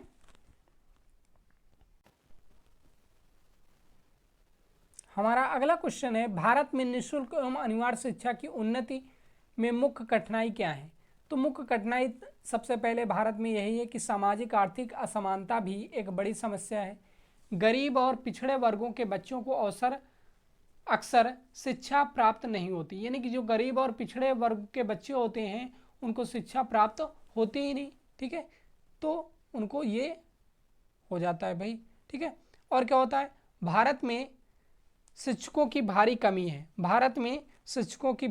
है, ठीक है। यह कमी विशेष रूप से ग्रामीण क्षेत्रों में गंभीर है। ये तो अब कहने को हो गया, लेकिन हमारी सरकार क्या कहती है कि हमारे यहाँ शिक्षक पूर्ण हैं, ठीक है, अनुपात समानुपात बराबर है, ठीक है।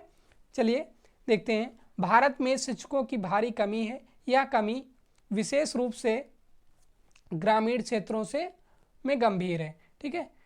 और अगला पॉइंट क्या है, भारत में शिक्षा की गुणवत्ता की एक बड़ी समस्या है। सरकारी स्कूलों में शिक्षा की गुणवत्ता अक्सर निम्न स्तर की होती है, इसीलिए सभी लोग क्या करते हैं, अपने बच्चे को इंग्लिश मीडियम में पढ़वाते हैं, ठीक है। तो इसीलिए है कि स्कूलों में शिक्षा की गुणवत्ता अक्सर निम्न स्तर पर होती जा रही है, ठीक है। भारत में बाल श्रम भी एक बड़ी समस्या है, ठीक है। और भारत में बाल श्रम भी एक बड़ी समस्या देखने को मिलती है, ठीक है।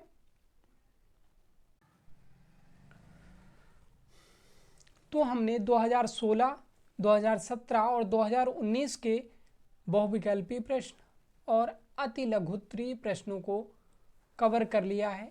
अब हम बात करेंगे 2020 के प्रश्नों पर, ठीक है, बहुविकल्पी और अति लघुत्तरीय प्रश्नों पर, ठीक है। तो हमारा पहला क्वेश्चन है, निम्न में से कौन सा अनुच्छेद अल्पसंख्यक वर्गों के हितों के संरक्षण से संबंधित है?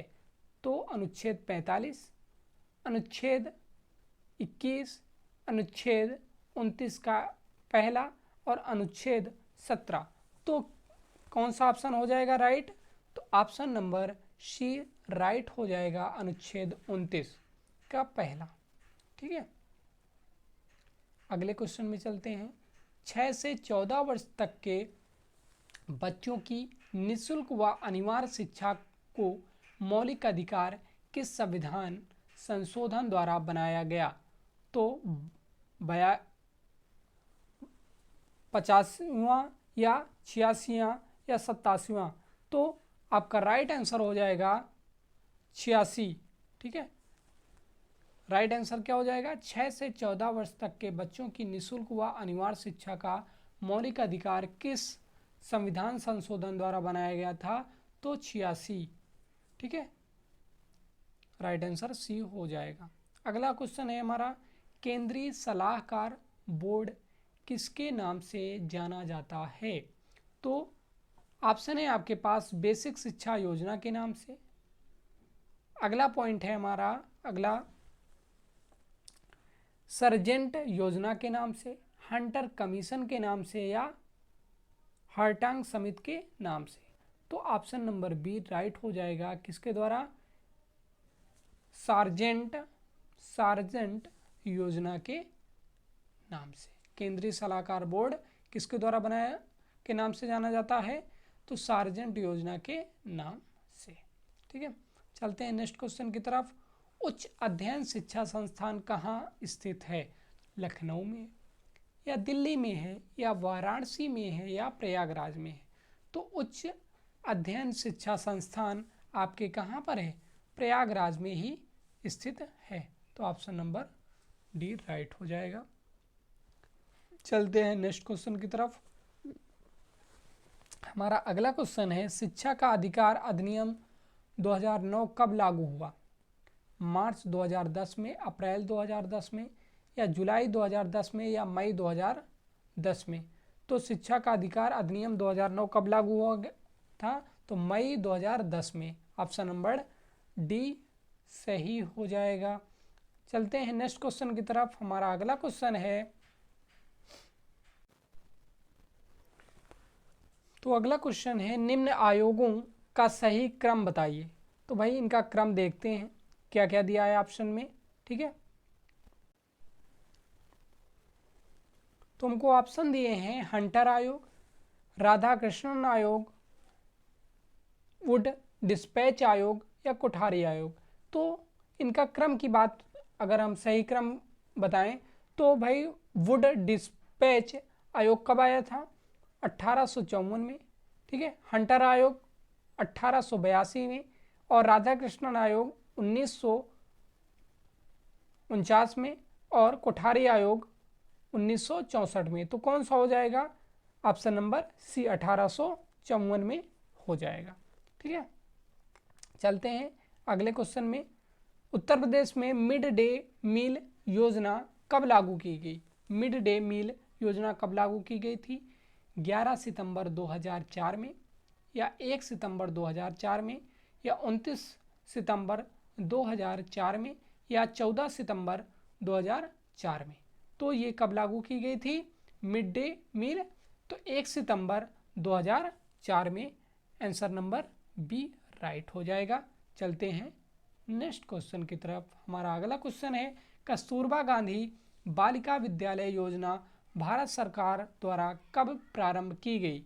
तो 2004 में, 5 में, या 6 में, या 2007 में? तो कस्तूरबा गांधी बालिका योजना 2004 में लागू की गई थी। ऑप्शन नंबर ए राइट हो जाएगा। चलते हैं नेक्स्ट क्वेश्चन की तरफ। हमारा अगला क्वेश्चन है, जिला प्राथमिक शिक्षा कार्यक्रम की क्या विशेषता है? तो शिक्षा में सबकी भागीदारी। ठीक है, शिक्षा में बराबरी पर बल, नए शैक्षणिक प्रयोग, और उपयुक्त सभी। तो ये सभी हो जाएगा। ऑप्शन नंबर डी राइट हो जाएगा। चलते हैं अगले क्वेश्चन की तरफ। हमारा अगला क्वेश्चन है, अध्यापक शिक्षा हेतु नियामक संस्था है कौन सी है? तो option number A he right हो जाएगा, NCTE। ठीक है, NCTE राइट हो जाएगा। अगर NCTE के फुल फॉर्म आपसे पूछ लिया जाए तो national council for teacher education. ठीक है, तो आप बता सकते हैं। चलते हैं नेक्स्ट क्वेश्चन की तरफ। हमारा अगला क्वेश्चन है, राष्ट्रीय पाठचर्या 2005 के प्रारंभ का अंश रविन्द्रनाथ टैगोर के किस निबंध से लिया गया है? तो सभ्यता और संस्कृति, सभ्यता और प्रगति, सभ्यता और समाज, सभ्यता और मानव। तो किससे लिया गया था भाई?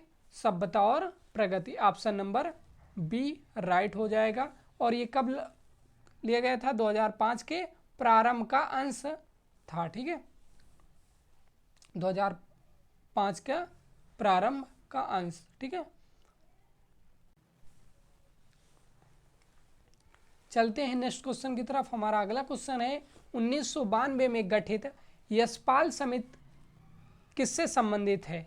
तो स्कूली छात्रों के बोझ को कम करने से, या उच्च शिक्षा में गुणवत्ता से, या व्यावसायिक शिक्षा से, या तकनीकी शिक्षा से। तो 1992 में गठित यशपाल समिति किससे संबंधित है? तो स्कूली छात्रों के बोझ को कम करने के लिए। तो ऑप्शन नंबर ए राइट हो जाएगा। चलते हैं अगले क्वेश्चन में। हमारा अगला क्वेश्चन है छनाई का सिद्धांत किसके द्वारा प्रतिपादित किया गया? तो ये तो कई बार बता चुके हैं। तो ये लॉर्ड मैकाले के द्वारा, किसके द्वारा? Lord Macaulay. छनाई का सिद्धांत किसके द्वारा? लॉर्ड मैकाले के द्वारा प्रतिपादित किया गया था। चलते हैं अगले क्वेश्चन की तरफ। अगला क्वेश्चन हमारा कहता है नवोदय विद्यालय की स्थापना किसकी संतुष्टि पर की गई?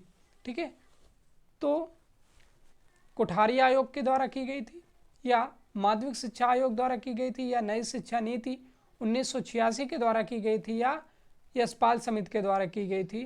तो नवोदय विद्यालय की स्थापना किसके द्वारा की? नई शिक्षा नीति के द्वारा की गई थी 1986 के द्वारा, ठीक है, नई शिक्षा नीति के द्वारा। चलते हैं अगला क्वेश्चन क्या है? जब कोई बालक किसी भी अवस्था में प्राथमिक शिक्षा पूर्ण किए बिना ही विद्यालय छोड़कर चला जाता है तो वो क्या कहलाता है? उसे अपव्यय कहते हैं। उसे क्या कहते हैं? अपव्यय कहते हैं। तो ऑप्शन नंबर सी राइट हो जाएगा, ठीक है, ऑप्शन नंबर सी राइट हो जाएगा। चलते हैं अब आगे हमारे अति लघुत्तरीय प्रश्न। तो अति लघुत्तरीय प्रश्न क्या है? पहला, भारतीय संविधान के अनुच्छेद 51 का के बारे में आप क्या जानते हैं? तो इसमें 51 के का में क्या वर्णन किया गया था कि इसमें भारतीय नागरिकों के 11 मौलिक कर्तव्यों का वर्णन किया गया था। 51 के का में क्या वर्णन किया गया था? मौलिक कर्तव्य। जो 11 मौलिक कर्तव्यों का वर्णन किया गया है, यह भारत के सभी लोगों में, ठीक है, समान भातृत्व की भावना उत्पन्न करता है, ठीक है। तो 11 मौलिक अधिकारों का वर्णन किया गया था। चलते हैं अगले क्वेश्चन पर। तो हमारा अगला क्वेश्चन है वुड का घोषणा पत्र 1954 को के शिक्षा संबंधी उद्देश्य क्या थे? ठीक है, तो इसके द्वारा क्या था कि इसे भारतीय शिक्षा का मैग्ना कोर्टा भी कहा जाता था। वुड का घोषणा पत्र को क्या कहा जाता था? मैग्ना कोर्टा के नाम से भी जाना जाता था। इसके पश्चात शिक्षा के प्रसार को सरकार ने अपना उद्देश्य बनाया। इन्हीं के पश्चात ही सरकार ने शिक्षा का अपना उद्देश्य बनाया। उच्च शिक्षा को अंग्रेजी भाषा के माध्यम से दिए जाने पर बल दिया गया, परंतु साथ ही देसी भाषा के विकास को भी महत्व दिया गया, ठीक है। चलते हैं अगले क्वेश्चन में। हंटर आयोग के 2 कार्य लिखिए। तो हंटर आयोग ने क्या क्या कार्य किए थे? उसमें से आपको सिर्फ 2 लिखने हैं। तो प्राथमिक शिक्षा की समीक्षा करना, प्राथमिक शिक्षा की समीक्षा करना, ठीक है, और दूसरा क्या था? द्वितीयक शिक्षा स्तर की समीक्षा करना, ठीक है। चलते हैं अगले क्वेश्चन में। अगला क्वेश्चन है हमारा राष्ट्रीय स्तर पर शिक्षा के कौन से अभिकरण हैं? तो समस्त जीवन काल के दौरान मनुष्य कई संस्थाओं के संपर्क में आते हैं, यानी कि वे संस्थाओं के माध्यम से शैक्षिक अनुभवों की प्राप्ति करते हैं। इन संस्थानों को शिक्षा के अभिकरण कहते हैं। अभिकरण के जैसे, तो शिक्षा के इन अभिकरणों को परिवार, या तो परिवार, विद्यालय, समुदाय, राज्य या मीडिया आदि के में वर्गीकृत किया जा सकता है, ठीक है। जहाँ से कुछ हम सीखते हैं, शिक्षा मिलती है हमको परिवार से, विद्यालय से, समुदाय से, या राज्य या मीडिया से, तो ये क्या है? अभिकरण होते हैं ये सभी। ठीक है, चलते हैं अगले क्वेश्चन में। हमारा अगला क्वेश्चन है शैक्षिक उन्नयन में ब्लॉक संसाधनों केंद्रों की क्या भूमिका है? तो क्या भूमिका है? तो ब्लॉक के समस्त माध्यमिक उच्च माध्यमिक विद्यालय में अध्ययनरत विद्यार्थियों के लिए निःशुल्क पाठ्य पुस्तकें संबंधी विद्यालयों को वितरित करने का कार्य ही शैक्षिक उन्नयन है। तो ये क्या है कि बच्चों को, शैक्षिक उन्नयन क्या है कि बच्चों को फ्री में निःशुल्क, यानी कि उनसे पैसा ना लिया जाए, पाठ्य पुस्तकें वितरित करना ही क्या कहलाता है? शैक्षिक उन्नयन। यानी कि फ्री में आपको निःशुल्क पाठ्य पुस्तकें वितरित करना ही शैक्षिक उन्नयन कहलाता है। ठीक है, चलते हैं नेक्स्ट क्वेश्चन की तरफ। हमारा अगला क्वेश्चन है लॉर्ड कर्जन ने प्राथमिक स्तरीय शिक्षा में क्या क्या सुधार किए? तो प्राथमिक स्तरीय में क्या क्या सुधार किए थे उन्होंने? तो भारतीय भाषाओं को मुख्य स्थान दिया जाए। ठीक है, प्राथमिक शिक्षा की अनुदान राशि बढ़ाई जाए, पाठ्यक्रम में सुधार किया जाए। ठीक है, और भी कई थे। प्राथमिक विद्यालयों की विद्यार्थियों को शारीरिक व्यायाम करने के लिए प्रशिक्षित किया जाए। ठीक है, तो ये थे लॉर्ड कर्जन ने प्राथमिक स्तर पर जो सुधार किए थे। अगला क्वेश्चन है हमारा प्रोग्राम ऑफ एक्शन के कौन कौन से लक्ष्य निर्धारित किए गए? तो प्रोग्राम ऑफ लक्ष्य के क्या क्या लक्ष्य निर्धारित किए गए थे? तो इसमें मौजूद नीति ढांचे में कई महत्वपूर्ण संशोधन और परिवर्धन पेश किए गए, जिसका लक्ष्य सभी स्तरों पर शिक्षा की गुणवत्ता और को बढ़ावा देना था। यानी कि शिक्षा की गुणवत्ता को क्या करना था? बढ़ावा देना था। इसमें नारी समानता के लिए शिक्षा संबंधी योजना को प्रस्तुत किया गया। ठीक है, इसमें नारी समानता के लिए शिक्षा संबंधी परियोजना प्रस्तुत की गई। इसमें पिछड़े वर्गों को शिक्षा, अल्पसंख्यकों की शिक्षा, विकलांगों की शिक्षा के लिए सतत प्रयास किया गया। ठीक है, इस प्रोग्राम में क्या किया गया है कि पिछड़े वर्गों को शिक्षा, अल्पसंख्यकों को शिक्षा, विकलांगों को शिक्षा के लिए सतत प्रयास किया गया था। ठीक है, अगला क्वेश्चन है हमारा ऑपरेशन ब्लैक बोर्ड परियोजना क्या है? तो ऑपरेशन ब्लैक बोर्ड योजना 1987 में आरंभ की गई। ठीक है, इसका उद्देश्य क्या था कि सभी प्राथमिक विद्यालयों का विकास करना था। इसका उद्देश्य क्या था कि सभी प्राथमिक विद्यालयों का विकास करना था, जिसमें अच्छी शिक्षा मिल सके।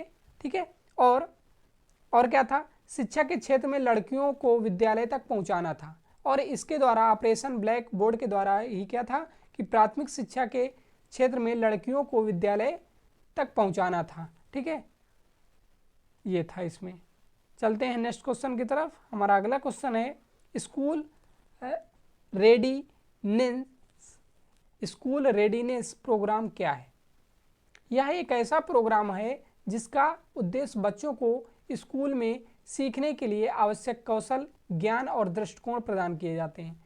ठीक है, यह निपुण भारत मिशन एक हिस्सा है। इस कार्यक्रम में 12 सप्ताह की गतिविधि शामिल है, जो बच्चों को औपचारिक शिक्षा के लिए तैयार करने और उनकी भाषा साक्षरता और वैज्ञानिक सोच कौशल विकसित करने के लिए निर्धारित किया है। ठीक है, इसमें क्या था? ये एक ऐसा कार्यक्रम है जिसका उद्देश्य था बच्चों को स्कूल में सीखने के लिए कौशल और दृष्टिकोण प्रदान करना। ठीक है,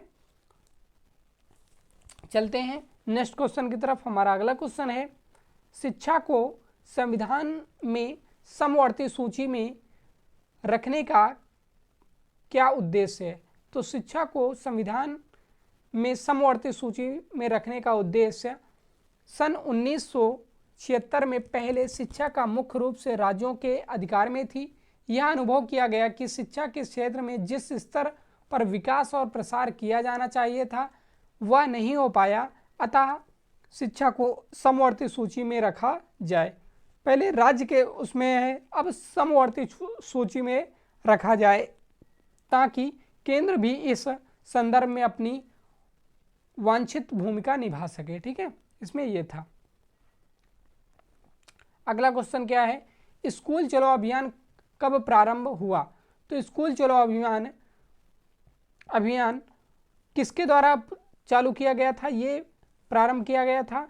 तो ये है स्कूल चलो उत्तर प्रदेश में सबसे पहले कम साक्षरता दर वाले जिले श्रीवस्ती में चालू किया गया था। इसको चालू करने वाले थे योगी आदित्यनाथ।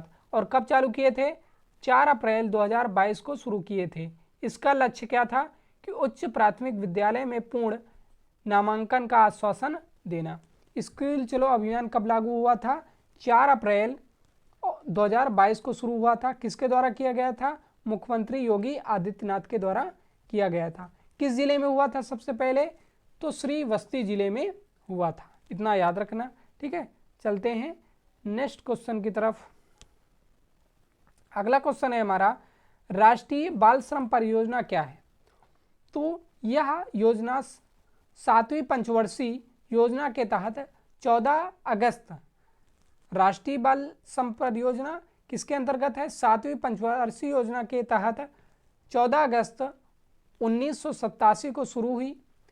खतरनाक व्यवसायों और प्रक्रियाओं से 14 वर्ष से कम उम्र के बच्चों की पहचान करने और उन्हें हटाने में सरकार अग्रणी भूमिका निभाई। यानी कि जो 14 वर्ष से कम के बच्चे हैं वो भी किसी फैक्ट्री में काम कर रहे हैं, कहीं पर काम कर रहे हैं, तो उसको हटाना था। बाल श्रम मतलब बालकों को पढ़ाना था। सरकार का उद्देश्य था कि बालक को 14 वर्ष तक पढ़ाई करवाई जाए, फिर उसके बाद वो काम करे, बाल श्रम ना करवाया जाए। तो यही राष्ट्रीय बाल श्रम परियोजना थी। चलते हैं अगले क्वेश्चन पर। हमारा अगला क्वेश्चन है,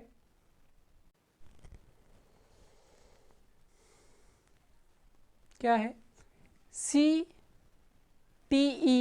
किस स्तर के शिक्षकों को तैयार करता है? तो CET माध्यमिक शिक्षा के लिए विभिन्न शिक्षकों तैयार करता है, या उच्च माध्यमिक स्तर के शिक्षकों को भी तैयार करता है, या माध्यमिक शिक्षा के लिए और उच्च शिक्षा स्तर के लिए तैयार करता है। अगला क्वेश्चन है हमारा, मिड डे मील योजना को स्पष्ट कीजिए। तो ये योजना क्या थी? मध्याह्न भोजन योजना थी। एक केंद्र आयोजित योजना है जिसकी शुरुआत कब हुई थी? 1995 में की गई थी। कब की गई थी? मिड डे मील की योजना कब प्रारंभ की गई थी? तो 1995 में प्रारंभ की गई थी। यह प्राथमिक शिक्षा के सार्वभौमीकरण के लक्ष्य को प्राप्त करने के लिए विश्व का सबसे बड़ा विद्यालय भोजन कार्यक्रम है। ठीक है, आपसे बहुविकल्पी में पूछा जा सकता है कि मिड डे मील योजना कब प्रारंभ की गई थी? तो शुरुआत कब हुई थी? तो 1995 में की गई थी। ठीक है, चलते हैं अगले क्वेश्चन की तरफ। हमारा अगला क्वेश्चन है, बिना बोझ के शिक्षा में कितने प्रकार के बोझ बच्चों में होने की बात कही गई है? तो बिना बोझ के शिक्षा में निम्नलिखित 2 प्रकार के बोझ की बात की गई है, भौतिक बोझ और मानसिक बोझ। ठीक है, यानी कि भौतिक बोझ दे दिया जाए और मानसिक बोझ की भाई तनाव रहता है मानसिक, तो वो हो जाता है। ठीक है,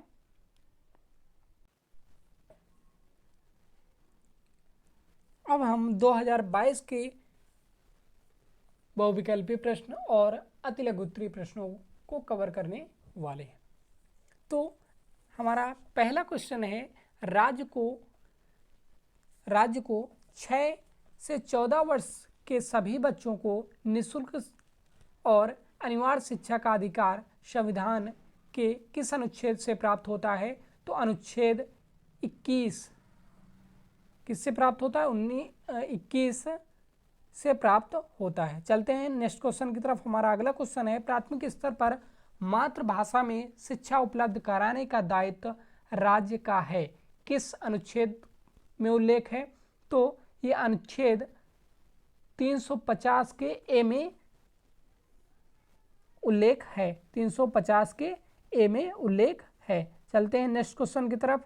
हमारा अगला क्वेश्चन है, बाल अधिकार का प्रस्ताव पारित किया, किसने पारित किया था बाल अधिकार का? तो संयुक्त राष्ट्र संघ ने, यानी कि संयुक्त राष्ट्र संघ ने पारित किया था। ऑप्शन नंबर, बाल अधिकार का प्रस्ताव संयुक्त राष्ट्र संघ ने पारित किया था। चलते हैं अगले क्वेश्चन में। भारतीय संविधान में शिक्षा विषय है, किसका है? समवर्ती सूची का। तो भारतीय संविधान में शिक्षा विषय है किसका? समवर्ती सूची का। ऑप्शन नंबर सी राइट हो जाएगा। चलते हैं नेक्स्ट क्वेश्चन की तरफ। वुड घोषणा पत्र किस वर्ष भेजा गया? तो वुड घोषणा पत्र 1854 में भेजा गया था। कब भेजा गया था? तो 1854 में भेजा गया था। आंसर नंबर डी राइट हो जाएगा। चलते हैं नेक्स्ट क्वेश्चन की तरफ। हमारा अगला क्वेश्चन है 1982 के पहले शिक्षा आयोग की अध्यक्षता किसने की? वुड ने की, मैकाले ने, कोठारी ने या हंटर ने? तो कोठारी ने की थी। किसने की थी? कोठारी ने की थी। ठीक है, अगला है हमारा क्वेश्चन, अध्यापक शिक्षा हेतु नियामक संस्था है, किसकी नियामक संस्था है? किसकी है संस्था? ठीक है, तो आपके पास ऑप्शन है CTE की या NCTE की या MHRD की या NCRT की। तो आंसर नंबर डी राइट हो जाएगा, NCRT की। चलते हैं अगले क्वेश्चन में। बेसिक शिक्षा अधिनियम पारित हुआ, बेसिक शिक्षा अधिनियम का पारित हुआ था, तो आप सभी को पता होगा 1972 में। ऑप्शन नंबर बी राइट हो जाएगा। ठीक है, अगला क्वेश्चन है, किस योजना का शुभारंभ 15 अगस्त 1995 से किया गया? तो किस योजना का 15 अगस्त 1995 से? पोषाहार वितरण योजना का, पोषाहार वितरण योजना का 15 अगस्त 1995 में प्रारंभ किया गया था। ठीक है, अगला क्वेश्चन है, मध्याह्न भोजन योजना का उद्देश्य है। मध्याह्न भोजन योजना का उद्देश्य क्या था? बच्चों में नामांकन में वृद्धि करना, बच्चों को विद्यालय में पूरे समय तक रोके रखना, स्कूल आने के लिए प्रेरित करना या उपयुक्त सभी? तो उपयुक्त सभी हो जाएंगे इसमें। ठीक है, क्या हो जाएंगे? उपयुक्त सभी। ऑप्शन नंबर डी राइट हो जाएगा। चलते हैं नेक्स्ट क्वेश्चन की तरफ। हमारा अगला क्वेश्चन है, सभी को शिक्षा उपलब्ध कराने से संबंधित है। ठीक है, operation black board, Navodaya Vidyalaya, जिला शिक्षा एवं प्रशिक्षण संस्थान या उपयुक्त सभी? तो उपयुक्त सभी हो जाएगा। ठीक है, चलते हैं नेक्स्ट क्वेश्चन। कस्तूरबा गांधी विद्यालय योजना का क्षेत्र है, शहरी था, नगरीय था, ग्रामीण था या मेट्रो था? तो जो कस्तूरबा गांधी विद्यालय योजना था वो ग्रामीणों के लिए था। ठीक है, तो आंसर नंबर सी हो जाएगा, ग्रामीण के लिए। ठीक है, अगला चलते हैं, बीईपी क्या है? तो बेसिक शिक्षा परियोजना। तो क्या था? बेसिक शिक्षा परियोजना। Option number A he right हो जाएगा। ठीक है, बेसिक शिक्षा परियोजना। ठीक है, answer number A he right हो जाएगा। ठीक है,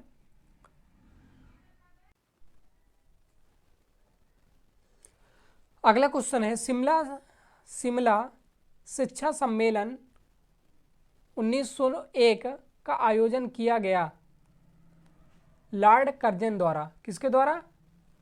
शिमला शिक्षा सम्मेलन लॉर्ड कर्जन द्वारा किया गया था। ऑप्शन नंबर सी राइट हो जाएगा। चलते हैं अगले क्वेश्चन की तरफ। भारत में आधुनिक शिक्षा का जन्मदाता किसे कहा जाता है? ये क्वेश्चन कई बार आ चुका है। भारत में आधुनिक शिक्षा का जन्मदाता किसे कहा जाता है? तो आधुनिक शिक्षा का जन्मदाता बैटिंग को कहा जाता है। किसको कहा जाता है? ऑप्शन नंबर सी सही हो जाएगा, बैटिंग को कहा जाता है। चलते हैं अगले क्वेश्चनों की तरफ। अब हमारे आगे अतिलघुत्तरीय प्रश्न। तो बाल अधिकार कब और किसने निर्धारित किया? तो संयुक्त राष्ट्र प्रोटोकॉल पर हस्ताक्षर के बाद 2005 में संसद में बाल अधिकार संरक्षण आयोग बिल पेश किया गया, जो 2006 में पारित होकर कानून बन गया। कब? 2006 में पारित होकर के कानून बन गया। इस अधिनियम की धारा 3 के अंतर्गत मार्च 2007 में राष्ट्रीय बाल अधिकार संरक्षण आयोग का गठन हुआ। कब गठन हुआ था? 2007 में, मार्च में। ठीक है, चलते हैं नेक्स्ट क्वेश्चन में। अगला क्वेश्चन है, वुड योजना पत्र के 2 गुण बताइए। तो 2 गुण क्या है इनके? ईस्ट इंडिया कंपनी को जन शिक्षा प्रदान हेतु जवाबदेही ठहरा देना, ठीक है।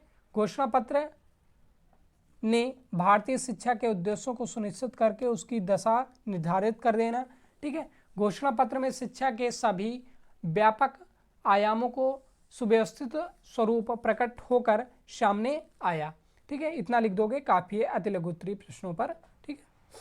अगला क्वेश्चन है कोठारी आयोग की नियुक्ति के 2 प्रमुख उद्देश्य बताइए। तो तत्कालीन भारतीय शिक्षा प्रणाली का अध्ययन करके उसके प्रति व्याप्त असंतोष के कारणों का पता लगाकर उसमें सुधार किया का सुझाव देना, ठीक है। शिक्षा के राष्ट्रीय स्वरूप व शिक्षा के समस्त स्तरों के संबंध में सिद्धांत व नीतियां बनाना, ठीक है। चलते हैं अगले क्वेश्चन की तरफ। यशपाल समिति के कुल कितने खंड हैं? तो यशपाल समिति के कुल 8 खंड हैं। कितने हैं भाई? 8 खंड थे, ठीक है। चलते हैं नेक्स्ट क्वेश्चन की तरफ। पोषाहार वितरण योजना के 2 उद्देश्य लिखिए। तो बच्चों में जाति समुदाय के भेदभाव को दूर करने का सही सामाजिक व्यवहार को बढ़ावा देना, ठीक है। बच्चों के बीच क्या था? भेदभाव को कम करने के लिए शिक्षा को सबको समान अवसर की उपलब्धता, यानी कि शिक्षा सबको समान रूप से मिलनी चाहिए, यह भी था इसका उद्देश्य, ठीक है।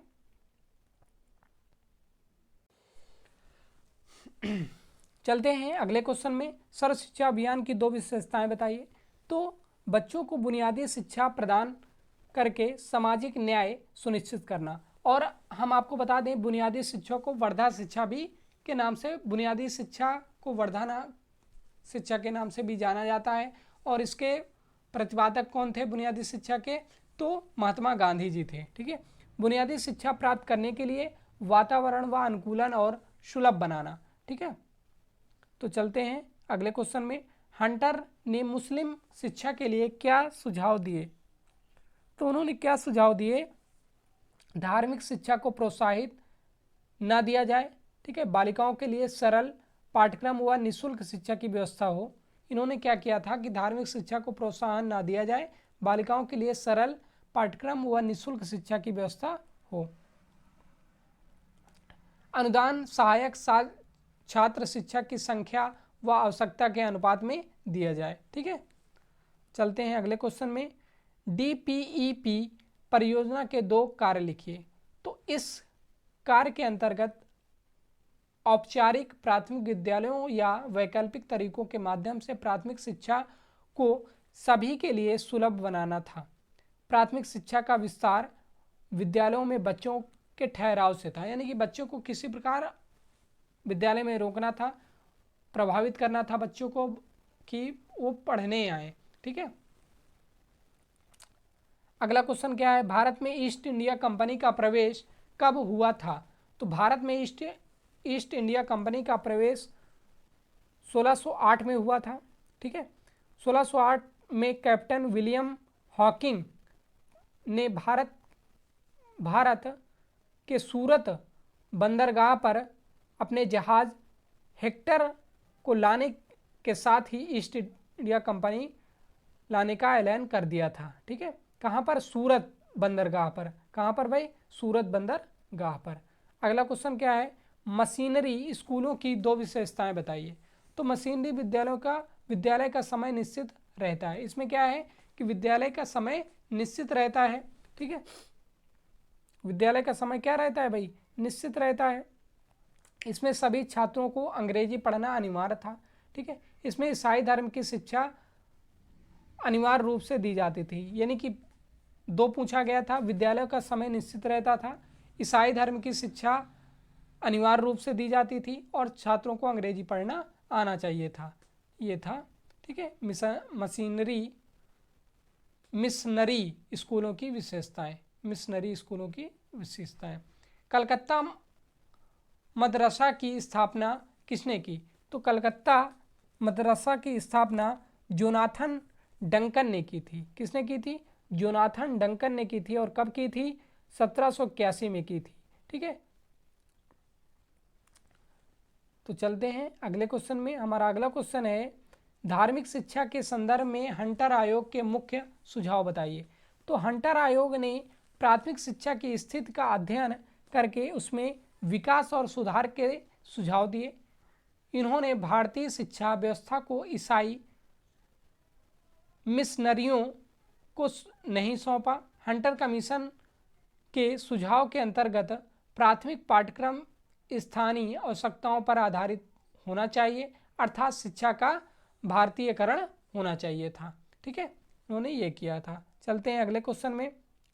हमारा अगला क्वेश्चन है, किस वर्ग की शिक्षा में छनाई का सिद्धांत लागू किया? तो छनाई का सिद्धांत के प्रतिपादक कौन थे अगर पूछ लिया जाता है तो लॉर्ड मैकाले थे। कौन थे? लॉर्ड मैकाले ने। इस सिद्धांत का तात्पर्य क्या? कुछ लोगों को शिक्षा देना ताकि वे अन्य जनसाधारण को शिक्षित करें, यानी कि उच्च वर्ग को शिक्षा दे दिया जाए तो निम्न वर्ग अपने आप शिक्षा पालेगा। इनके सिद्धांत के अनुसार ये था। ठीक है, चलते हैं अगले क्वेश्चन की तरफ। हमारा अगला क्वेश्चन है, नवीन शिक्षा नीति के 2 दोष बताइए। तो नवीन शिक्षा नीति के 2 दोष क्या थे? ठीक है, तकनीकी बाधाएं, प्रतिरोध, ठीक है, पाठ्यक्रम अवधि, भविष्य में सीखने के अवसर प्रभावित। ठीक है, ये क्या थे? दोस्त थे। चलते हैं नेक्स्ट क्वेश्चन में। आचार्य राममूर्ति समिति की प्रमुख 2 सिफारिशें बताइए। तो शिक्षा के उद्देश्य, सिफारिश क्या थे उनके? शिक्षा के उद्देश्य, ठीक है, शिक्षा के उद्देश्य। दूसरा, इस सामान्य स्कूल प्रणाली, व्यक्तियों के कार्य हेतु सशक्तिकरण, ठीक है, मातृभाषा का स्थान, ठीक है, ये सभी थे। ठीक है,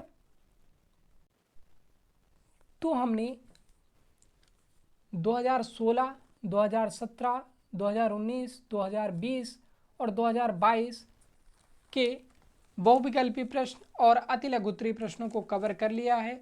अब हम बात करेंगे 2023 के प्रश्नों पर। तो दोस्तों, अभी तक आपने हमारे चैनल को सब्सक्राइब नहीं किया तो चैनल को सब्सक्राइब कर लें और अपने मित्रों में शेयर कर दें। ठीक है, चलते हैं अगले क्वेश्चन में। हमारा अगला क्वेश्चन है, कलकत्ता में मदरसा की स्थापना किसने की थी? तो किसने की थी? वॉरेन हेस्टिंग ने की थी। ऑप्शन नंबर सी राइट हो जाएगा। चलते हैं नेक्स्ट क्वेश्चन की तरफ।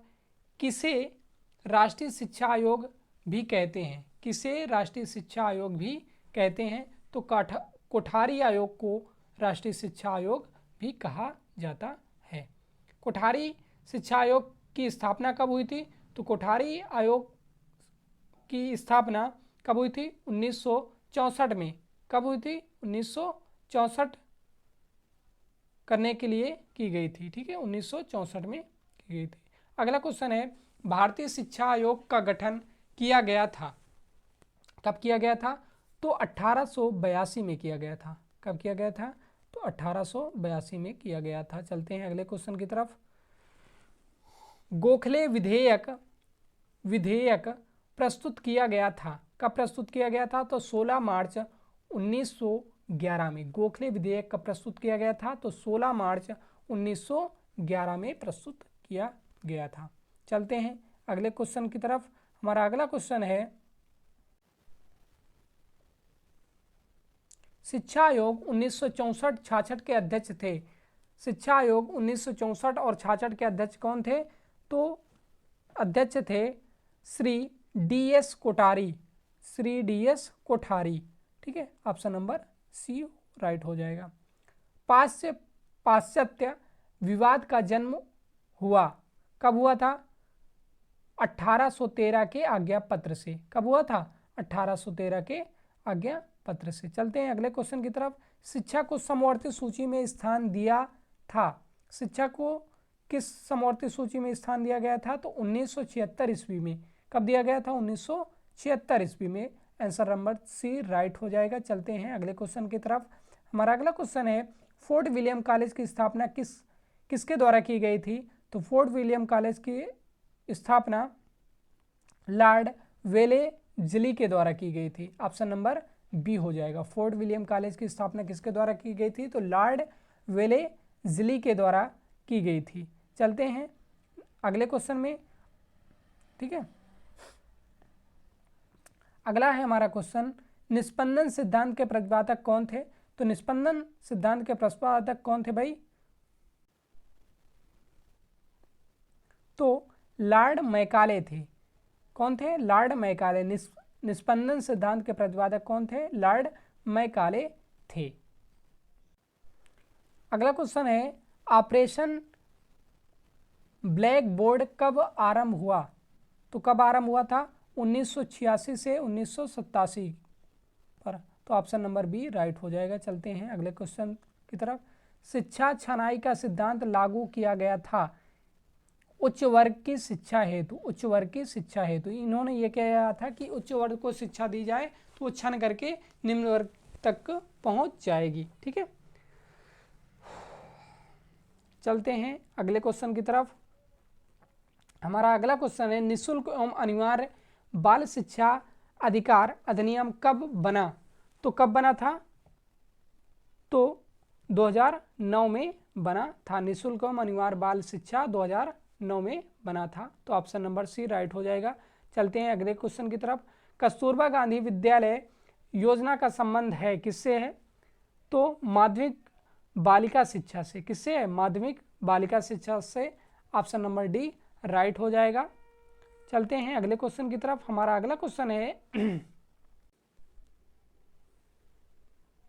भारतीय विश्वविद्यालय अधिनियम किस वर्ष पारित किया गया? तो किस वर्ष पारित किया गया था? तो भारतीय विश्वविद्यालय अधिनियम 1904 को पारित किया गया था। अगला क्वेश्चन है, कलकत्ता एवं बंबई विश्वविद्यालय की स्थापना का आदर्श किसे बनाया गया? तो किसे बनाया गया था? तो लंदन विश्वविद्यालय को बनाया गया था। आदर्श किसे बनाया गया था? लंदन विश्वविद्यालय को बनाया गया था। चलते हैं अब हमारे आगे अति लघुत्तरीय प्रश्न। तो अति लघुत्तरीय प्रश्नों की में पहला क्वेश्चन है, निस्पंदन सिद्धांत से क्या आशय है? तो निस्पंदन सिद्धांत को अधोमुखी निस्पंदन सिद्धांत भी कहते हैं। शिक्षा के प्रसार के लिए यह एक अवधारणा है। इस सिद्धांत का मानना है कि समाज के उच्च वर्गों से शुरू होकर धीरे धीरे निम्न वर्गों तक पहुंच जाएगी शिक्षा। ठीक है, इनका ये मानना था कि उच्च वर्ग को शिक्षित कर दिया जाए तो धीरे धीरे करके निम्न वर्ग में पहुंच जाएगी। ठीक है, अगला क्वेश्चन है हमारा, कोठारी आयोग की नियुक्ति का मुख्य उद्देश्य क्या था? तो कोठारी आयोग की नियुक्ति का मुख्य उद्देश्य भारत की शिक्षा प्रणाली का समग्र मूल्यांकन करना था, शिक्षा नीति का निर्माण करना। आयोग ने शिक्षा का क्षेत्र में सुधार, राष्ट्रीय विकास में शिक्षा की भूमिका, शिक्षा में समानता, ठीक है, शिक्षा में अनुसंधान और विकास पर भी ध्यान केंद्रित किया था। कोठारी आयोग की का यही था। ठीक है, चलते हैं अगले क्वेश्चन की तरफ। हमारा अगला क्वेश्चन है, शिक्षा के सार्वभौमिकरण से क्या आशय है या तात्पर्य है? तो शिक्षा के सार्वभौमिकरण का अर्थ सभी को शिक्षा प्राप्त करने का समान अवसर प्रदान करना चाहिए। किसी को जाति, धर्म, लिंग, ठीक है, या सामाजिक स्थिति या भेदभाव नहीं करना चाहिए, यानी कि सबको समान अवसर मिलना चाहिए शिक्षा के। यही उद्देश्य था कि भाई जाति, ये तुम्हारी ये जाति है, तुम्हारी ये जाति है, तुम्हारा ये धर्म है, ये धर्म है।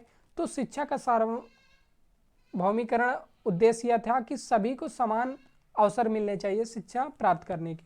ठीक है, तो बात समझ में आ गई होगी। चलते हैं अगले क्वेश्चन की तरफ। हमारा अगला क्वेश्चन है, राष्ट्रीय बाल श्रम परियोजना क्या है? तो राष्ट्रीय बाल इसका उद्देश्य था कि बाल श्रम को खत्म करना, यानी कि इसका उद्देश्य क्या था राष्ट्रीय बाल श्रम का? कि बाल श्रम को खत्म करना था। यह योजना कब आई थी? 1987 में शुरू की गई थी। इसका संचालन श्रम और रोजगार मंत्रालय द्वारा किया गया था। इसका किसके द्वारा किया गया था? श्रम और रोजगार मंत्रालय द्वारा चालू किया गया था। चलते हैं नेक्स्ट क्वेश्चन की तरफ। हमारा अगला क्वेश्चन है, जनशाला कार्यक्रम क्या है? जनशाला कार्यक्रम भारत सरकार द्वारा शुरू किया गया एक कार्यक्रम है जिसका उद्देश्य वयस्कों को साक्षर बनाना, यानी कि शिक्षित बनाना था। ठीक है, वयस्कों को क्या करना था? साक्षर बनाना था। ठीक है, चलते हैं अगले क्वेश्चन की तरफ।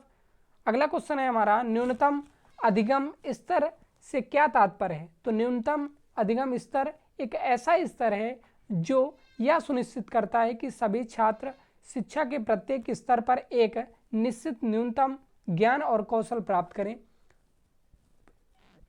यह स्तर विभिन्न विषयों जैसे भाषा, गणित, विज्ञान और सामाजिक अध्ययन के लिए निर्धारित किया गया था।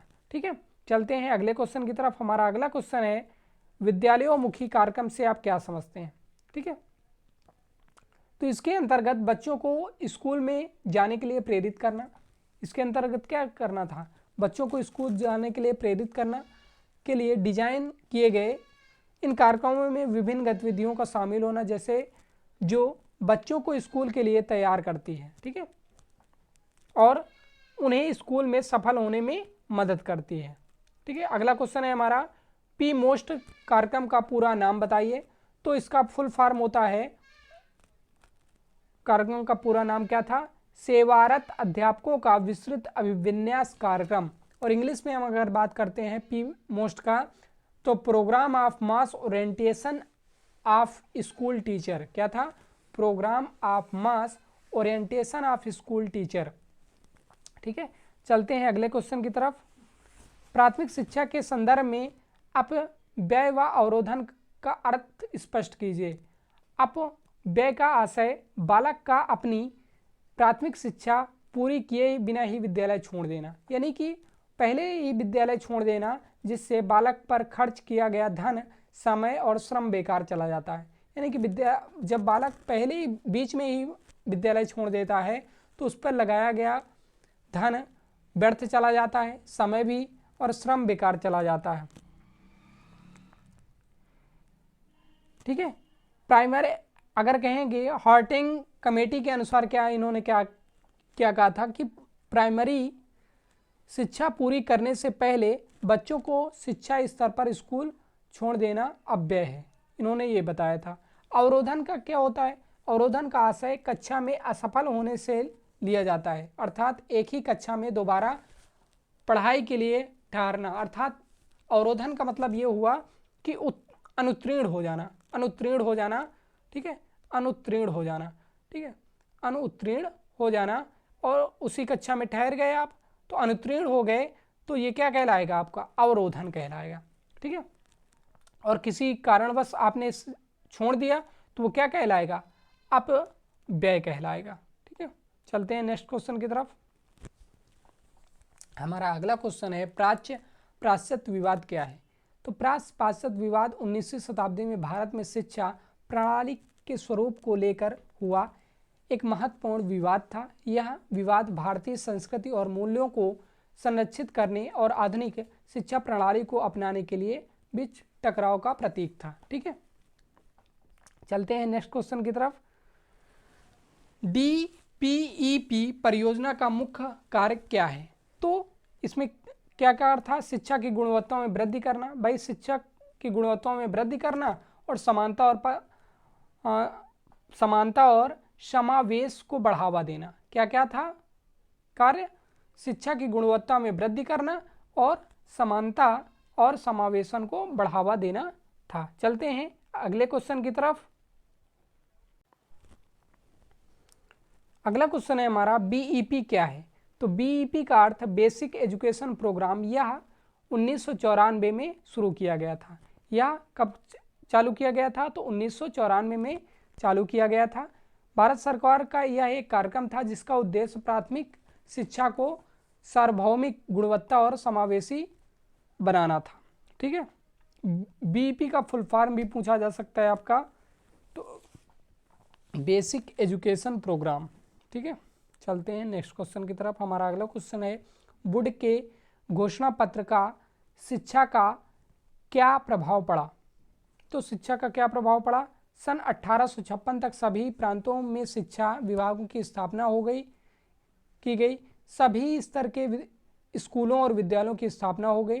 ठीक है, शिक्षा राज्य को दायित्व माना जाने लगा और राज्य के नियंत्रण में आ गई। उच्च शिक्षा का माध्यम अंग्रेजी कर दिया गया, यानी कि उच्च शिक्षा का माध्यम क्या कर दिया गया? अंग्रेजी कर दिया गया। अगला क्वेश्चन क्या है हमारा, ब्रिज कोर्स का क्या आशय है। तो ब्रिज कोर्स से क्या आशय है, तो यह एक ऐसा शैक्षणिक कार्यक्रम जो दो अलग अलग स्तरों के बीच ज्ञान और कौशल के अंतर को कम करने में मदद करता है। यह उन छात्रों के लिए उपयोगी होता है जो किसी अगले स्तर पर जाने के लिए तैयार नहीं होते या जिनके पास आवश्यक ज्ञान या कौशल की कमी होती है, यानी कि जो जिनके पास आवश्यक ज्ञान तथा कौशल की कमी होती है। ठीक है, ब्रिज कोर्स के विभिन्न प्रकार के होते हैं, शैक्षिक स्तर के ब्रिज कोर्स, कौशल विकास के लिए ब्रिज कोर्स, भाषा सीखने के लिए ब्रिज कोर्स। अगला क्वेश्चन है हमारा, शिक्षा का अधिकार अधिनियम 2009 में प्रारंभिक शिक्षा क्या है। तो शिक्षा का अधिकार 2009 में प्रारंभिक शिक्षा से आशय 6 से 14 वर्ष की आयु के बच्चों के लिए अनिवार्य और मुक्त शिक्षा प्रदान करने से था। यानी कि इसमें क्या था कि 6 वर्ष से 14 वर्ष तक के बच्चों को सरकार के द्वारा शिक्षा दी जाती थी। ठीक है, और निःशुल्क रहती थी।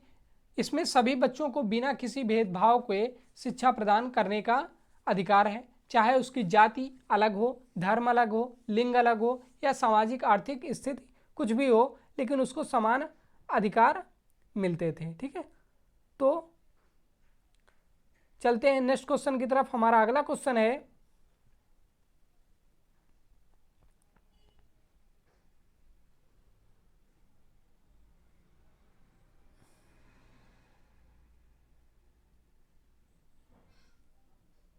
तो हमसे अगर पूछा जाए कि शिक्षा का अधिकार अधिनियम 2009 के तहत प्रारंभिक शिक्षा के लिए निम्नलिखित प्रावधान क्या क्या थे, तो मुक्त शिक्षा यानी कि निःशुल्क शिक्षा, अनिवार्य शिक्षा, स्कूलों की नियुक्ति, शिक्षकों की नियुक्ति और पाठ्यक्रम और पुस्तकें और बुनियादी सुविधाएं 2009 के तहत ये सभी था। ठीक है, यानी कि मुक्त, किसी सभी को समान अधिकार से शिक्षा मिलनी चाहिए, उसका धर्म जाति कुछ भी हो उससे मतलब नहीं रहता था। ठीक है, तो मित्रों हमने आज 2016, 2017, 2019 और 2020 और 2022 के सभी बहुविकल्पी प्रश्नों तथा अति लघु उत्तरीय प्रश्नों को कवर कर लिया है। तो मित्रों अभी तक आपने अगर हमारे चैनल को सब्सक्राइब नहीं किया है तो तुरंत सब्सक्राइब कर लें और अपने मित्रों में शेयर कर दें। ठीक है, तो मिलते हैं नेक्स्ट वीडियो में, तब तक के लिए बाय बाय, टेक केयर।